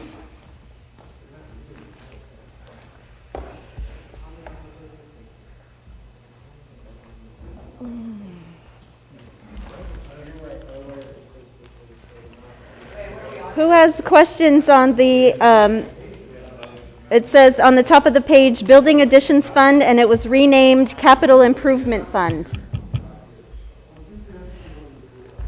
We started that and then we decided to take a break, so.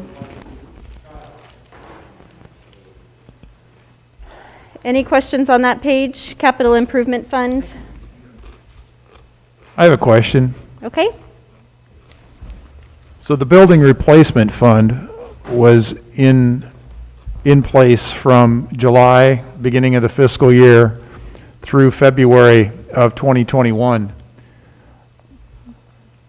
The Budget Committee last year appropriated, I think $150,000 towards that fund for the building replacement. There was never any expenses deducted from that fund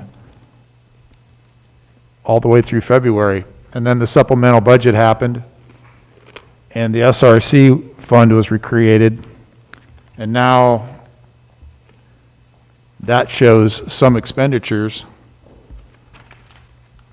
but no expenditures were ever recorded from July of 2020 through February of 2021. And when I asked at the board meeting where those expenditures were being paid from, the answer was they were coming out of administrative contracted services. So I know there's surplus funds that were received on the loan of $354,000. So,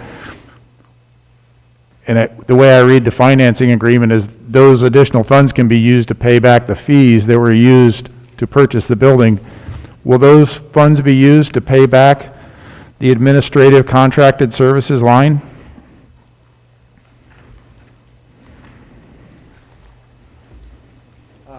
As far as I know, the motion, our legal authority only extends to the due diligence contract work that occurred before the district acquired the property. So it doesn't include some of the other contract services work that have been associated with the Sunset Recreation Center.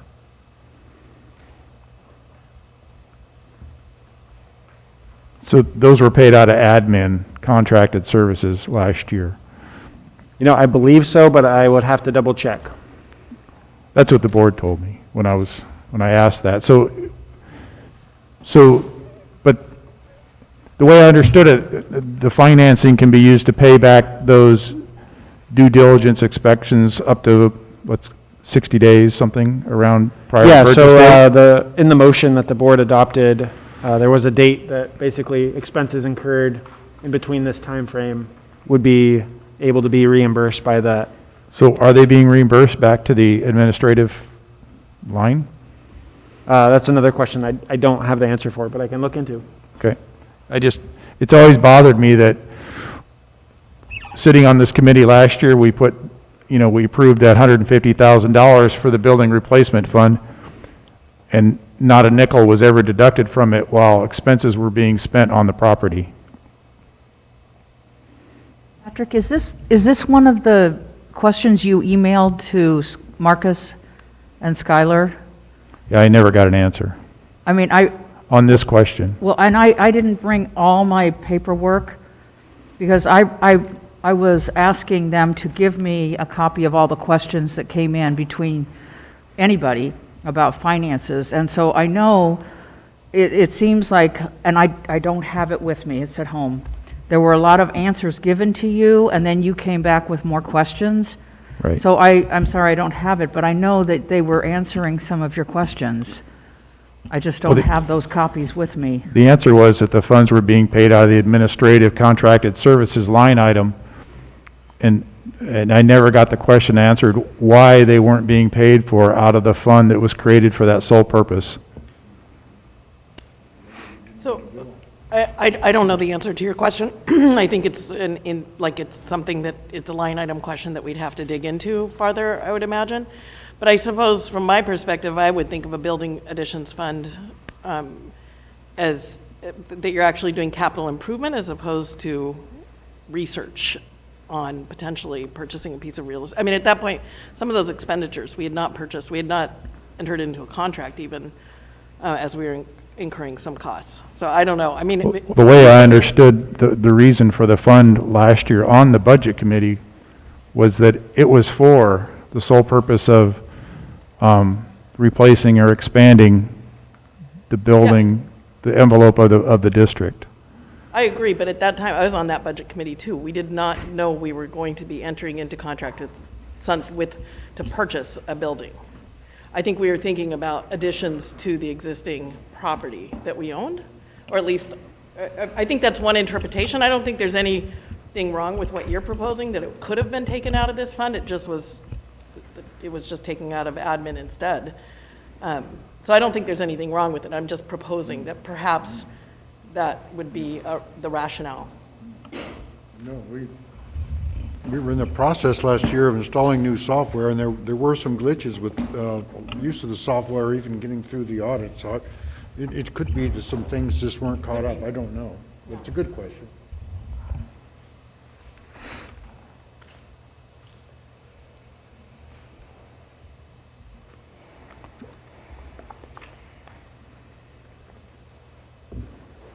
Okay, should we move on to the Broadway Field Fund? I have one more question. So we have a capital improvement fund now. And in maintenance, we have capital outlay. So does the capital outlay come from the capital improvement fund? Realizing that maintenance is under the general fund and the capital improvement fund is its own fund. So I suppose this would be a board call if we were designating funds for this. I'm not quite sure what the process is for this, because we don't actually have any approved budgeted expenditures for this, so I'd assume it would take a supplemental of some sort or something to move funds from this project and attribute them to a capital improvement project. Is that what you're asking? So Well, we imagine that has have to be line more- items for aquatics capital equipment, 25,000, grounds capital equipment, 1,200. I'm wondering if our terminology is confusing. I think that what Bob is saying is that, and I'm assuming, there is a definition for capital equipment, anything over $10,000 or something like that. There's a definition. So we've got accounts for that in the budgets. Oh, I see. Maybe we could, if it was a facilities improvement fund or something, we would maybe not be confusing. This is not a fund dedicated just to purchase capital equipment. It's a different purpose, and that defines what capital improvement is, but it's not just capital expenditures. I'd like to offer a clarification on the capital improvement fund as related to the comment that was made about doing a supplemental budget. Look at line 12. It says revenue of $279,000. Line 45, unappropriated ending fund balance $279,000. That says that if this budget goes through as it is for this particular fund, the board directors would not be appropriating monies in the next fiscal year, and therefore couldn't do a supplemental budget unless the revenues exceeded $279,000. Look at the local budget law, and it'll tell you exactly that. Are you saying without a supplement? Because with a supplemental, with a past supplemental. No, you can, I think if you get $279,000 revenue, and you set aside $279,000 of unappropriated fund balance, you've zeroed appropriation. You cannot do a supplemental budget unless you have monies in that fund in excess of $279,000. Because what you have committed to is that the year following, you're going to carry over $279,000 into that next subsequent fiscal year. And that's exactly what the local budget law says, and the local budgeting manual clearly spells that out. So, you have to keep in mind that if you really intend to spend any money in this fund in the next fiscal year, you should reconsider appropriating for a project.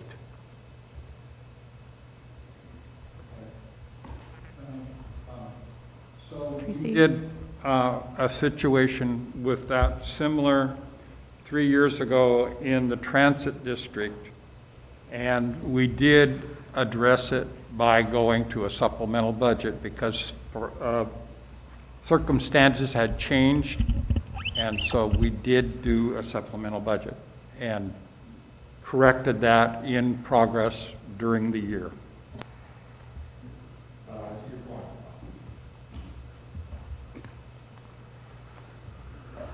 Well, Do you have a suggestion to remedy that? in excess of the value that you set forth in the budget.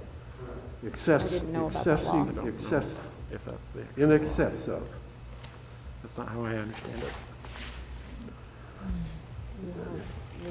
It shall not be in any way used to reduce the cash balance or net working capital. Yeah, here it is right here. Here's the statute.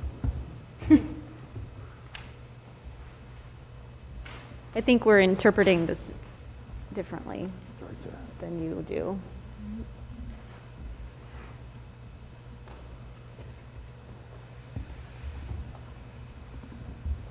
I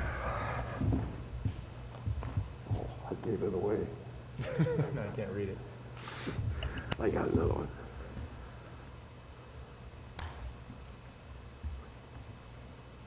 So if I could just ask, what is the vision for this fund?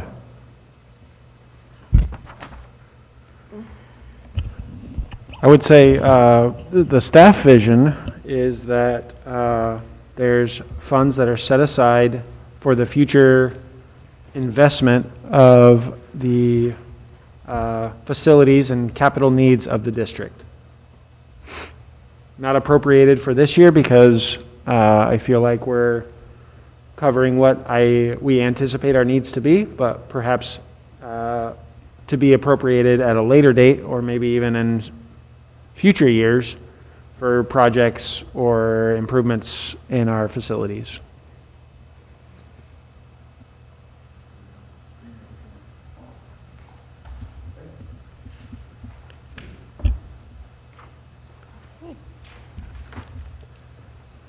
Broadway Field Fund? Which one? Broadway Field. Okay. It's just the page prior to the capital. Just to start off, the audit report that dated June 30th, 2020 said that this particular fund had a beginning balance of $74,616. It's not reported here.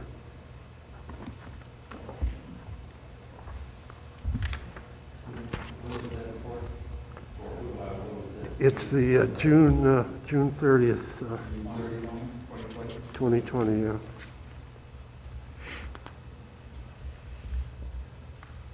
And you've only spent about under 10,000 so far, so money's there somewhere.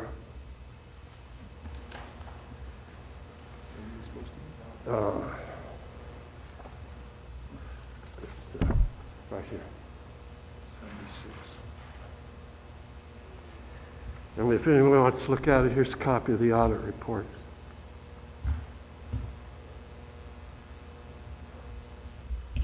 Bob, I think that's a question that I'll have to work on with Marcus and get back to you. Okay, good. Thank you.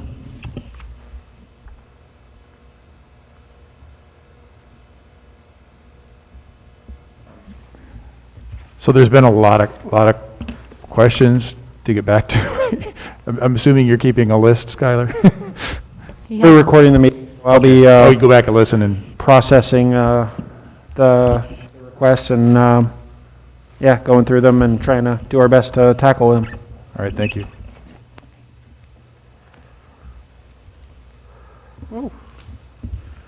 Battery's almost dead. Okay, Sunset Recreation Center Fund.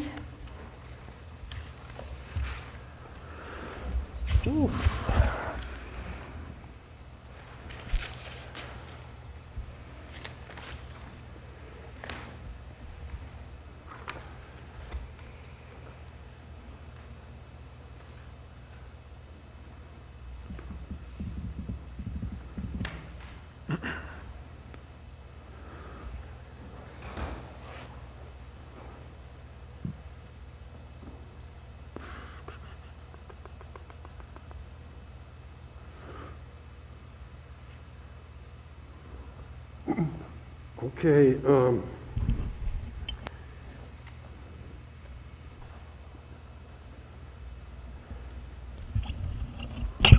have a question. We've got a loan receivable, $342,570. you beat me to it. Where did that come from? So we financed the property for $2.5 million, but the actual cost of the property was 2.15. So I believe that is the excess of the loan that we received, and we're allowed to use that for purposes to be established at the recreation center.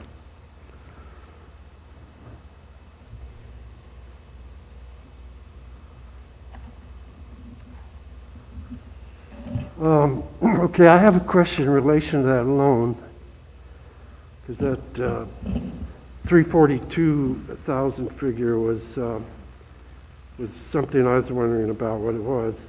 But I don't see anywhere in the revenues of the loan proceeds from that loan, which totaled, as I understand it, $2.5 million, and the distribution of the expenditures that were made against the loan,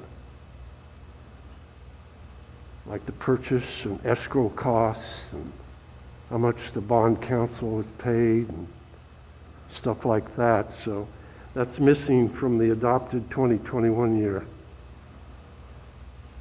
Could it be, and I don't know, Bob, but could it be that those figures are all included in that line 3, the 342,000 number? No. From what you just said, that 342 was extra money over and above the costs of the purchase. Correct, but the purchase was 2.5 or 2.15, and the amount financed was 2.5, and those numbers would leave a gap in between what we received on line 3. That would only be $7,500, which is... There should have been a settlement statement that would have shown the distribution of the costs, which with the material that was in the director's agenda packets didn't include the distribution cost schedule. But aside from that, I've got a question regarding line 42. Unless there's a different amortization schedule, the amortization schedule that was attached to resolution number 2020-12 shows for the fiscal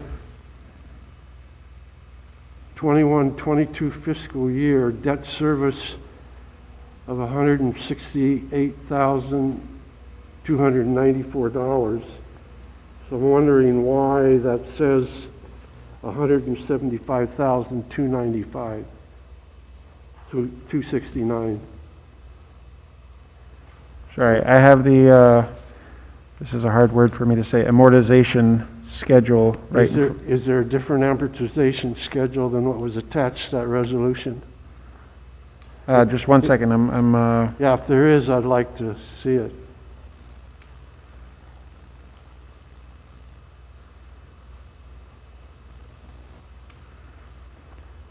okay, the number on the budget is correct. Bob, I'm not sure where the number that you cited came from, but perhaps it was from a previous financing, maybe a draft of the terms, not the final terms. So we will make an interest payment in June of 17,000, another interest payment in December of 21,000, and then a principal and interest payment in next June of 157,000 and some change. So I can. Okay, that's a different amortization schedule then that was attached to the resolution. Here's the numbers right here.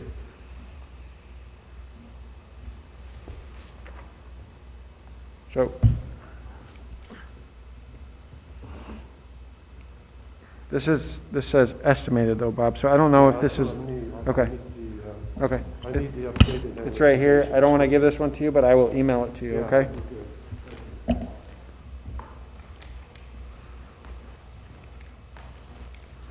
All right.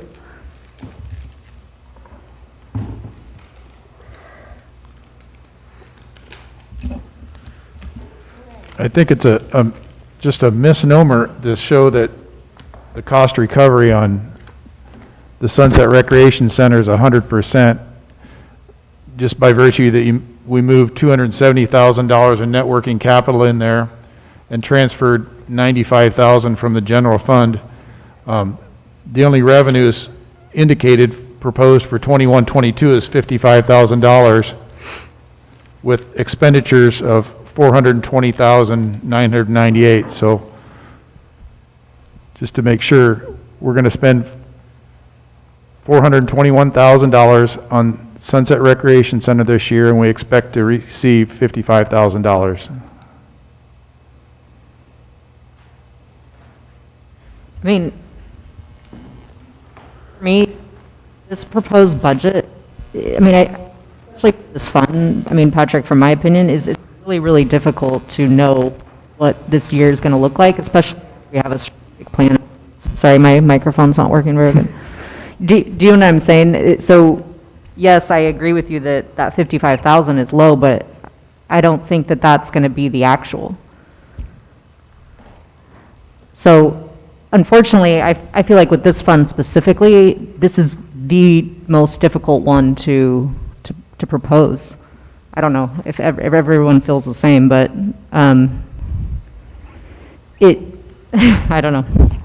It's going to be really difficult to have an actual hard number because we have nothing to base it on from the past, and we're in the middle of strategically planning the usage of the building. I think that's been the frustration with a lot of the public perception, is that we aren't able to see, well, we weren't even able to see that we're going to spend $421,000 on this. I mean, basically, we've taken close to $500,000 out of the district's budget to put at this building. Yeah, but it would be this year. different if we were doing nothing, right? Like if there was no plan to put in place a strategic plan for that building. That would be, yes, I could see how that's frustrating, but we're actively planning for that building currently. And I think, like I said, the revenue streams of the past are, yes, they're important, but I think there's untapped revenue streams that the district hasn't looked at so far that are going to just increase this significantly. And that's going to be a part of that planning process. And while I understand that, I just think that putting the 100% cost recovery at the bottom of this. It's just the way the formula in the cells works out. I agree. It's misrepresenting, but it is. I agree with that. I think to me, I crossed it out because it's sort of, I think it's a leftover calculation in a cell. So I agree with you. I don't think it represents, but I do think this SRC fund is difficult to gauge, because what it doesn't account for is the usage for other program revenue, like for instance in youth programs. So how much of that is the building? How much is the building contributing to our ability to increase revenue for some of our program streams? I agree. I think back to the point that you made earlier, which I think is a legit point, is that I think assessing our return on investment on some of our program areas is difficult, and this illustrates why.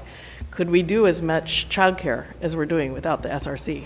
I don't know. I mean, so that takes some analysis. So I think this is a tough building to, and I appreciate that if you don't agree, and there are other people in our community that did not agree with the purchase of the building, that's fine, but the board of the directors, we did our due diligence. You may not agree with the end decision, but it's the decision we came to. We're just starting on this car journey. We don't exactly have a plan of where it's going to end. Yeah, I bought a house without knowing how much the remodel was going to cost for my kitchen. Right. I knew enough to know it was still a good deal. Yeah, and I can see that, you know, a strategic plan comes up, but this is also, if it's a $2 million purchase, it's not going to net out cash positive the first year. Correct. There's going to be, this could be a 5-year to profitability plan, and if the district can fund that, and then showing great, not only service to the community, but revenue stream as well, that might be what it is. Maybe it's a 2-year payback, but, so, yeah, a lot of unknowns that the strategic plan needs to deal with, and that will be borne out in the financials we review next year. Absolutely. And to Bob's point about fees, I mean, yes, raising fees is one consideration, but if we have a fantastic facility with fantastic amenities and programming, perhaps Gearhart joins into the district. You know, and that alone will, based on back of a napkin kind of calculations, cover the investment we're making in the SRC. When I was in my younger days, the D Lake Grade School in Lincoln City, the county school district didn't need that building anymore. So it was up, first the city said, no, we can't take that on. So for the first couple of years, it was a place to have the garage sales and the rummage sales and things like that. But if you go down there today, it's a cultural arts center, and, you know, but that's 10, 12 years into its life. So, and we have the potential to do that here. Yeah, I think it's exciting. Let's move on. Sounds like there are a few. Can I ask one question? There's these funds and general funds, and I know it was an issue with the previous board. Do we have zero involvement with the batting cage? Yeah. Is the district's involvement with the batting cage absolutely nothing? No insurance, no utilities, we have no impact at all with the batting cage.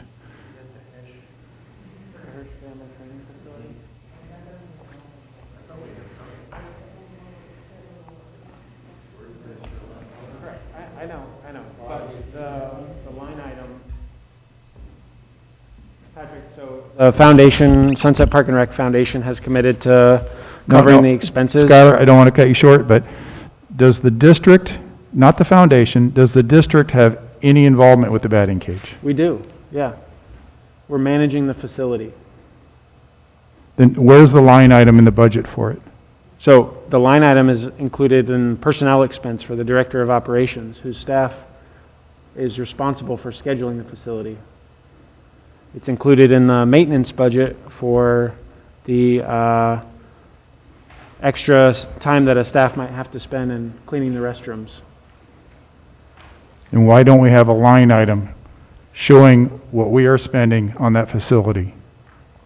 Because we don't have a line item that shows every step that a custodian is going to do. We don't have a line item for that specific of detail.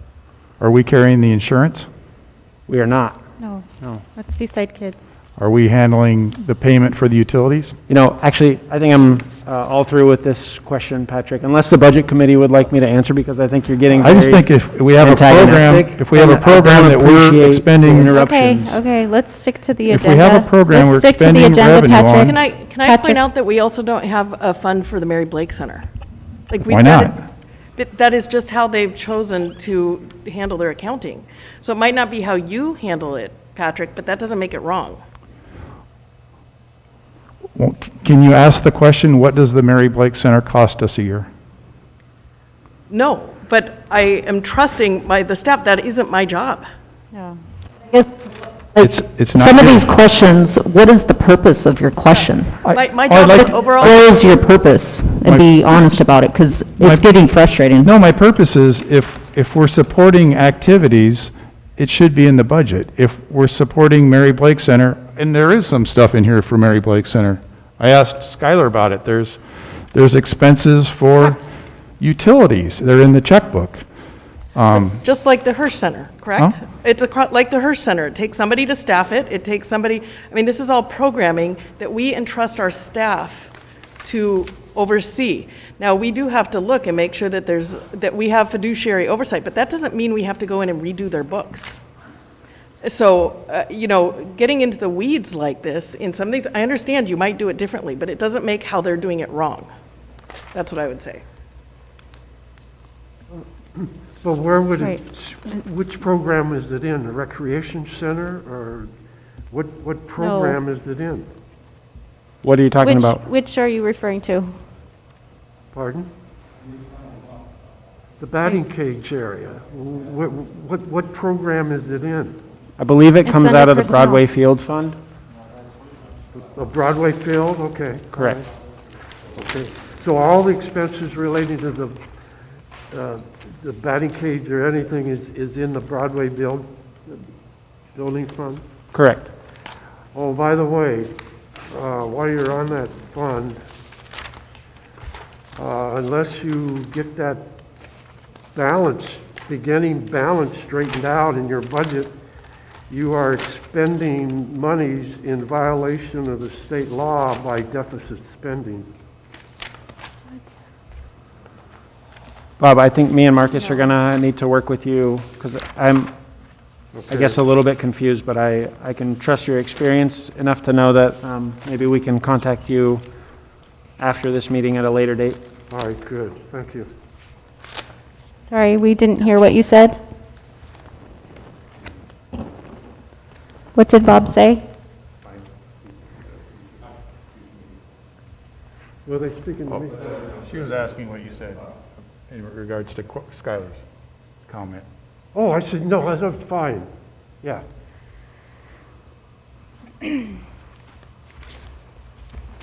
Okay, so the next thing on the agenda is the adjustment of the budget according to desires of the Budget Committee. And I think we've gone through several of those. So questions to be answered at the next meeting, sounds like, unless there was a motion to approve the budget as it stands. Just for efficiency next meeting, I don't know, Skylar, if it's possible, but if you have sort of like this that maybe you could send out to the group to make sure we haven't, because this is long. Especially when you have little kids at home reading. So if we could just make that meeting a little bit more efficient somehow, maybe by making sure everyone's questions are in there and that they've reviewed that their questions are in there. I don't know. Does that sound? Yeah.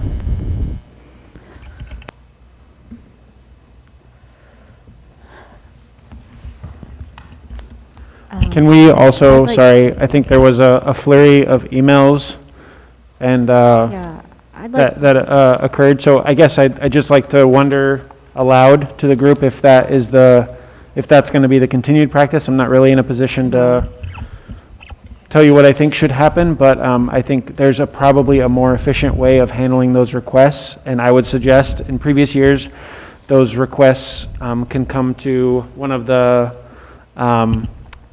chair or vice chair positions or both, and then those could be funneled through to staff or some other course of action, but I just think for efficiency's sake and not replying all, it might be easier to do it a different way. Well, you'd think that they came up today too, right? Like, so most of those questions, I'm hoping people reiterated tonight and that I would hopefully. say some definitely okay. did, but there's some that I hadn't heard until we got here. Okay. So. Okay, so if any questions that were raised this evening and you didn't receive an answer, please compile those questions in an email. I have a suggestion. Sorry, Amber, not to interrupt, but could we create a Google Doc that everybody has access to add their questions to that document that can be then answered on that document? Does everyone on this committee have access to Google Documents?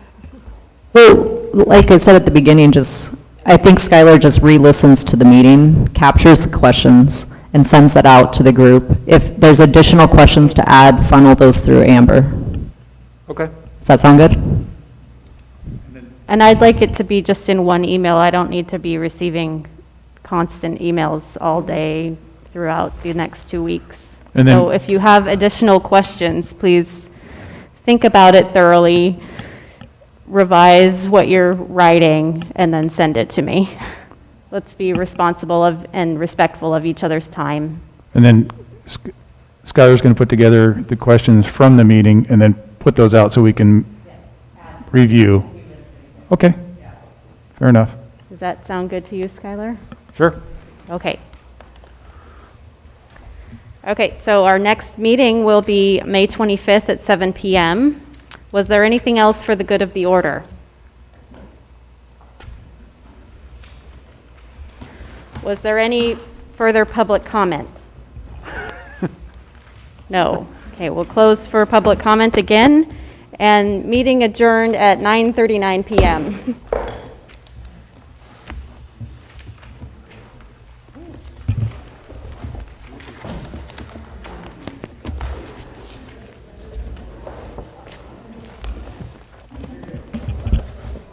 Be able to remember all your questions. I'll see what he does. I think they got an education. I think they got an education.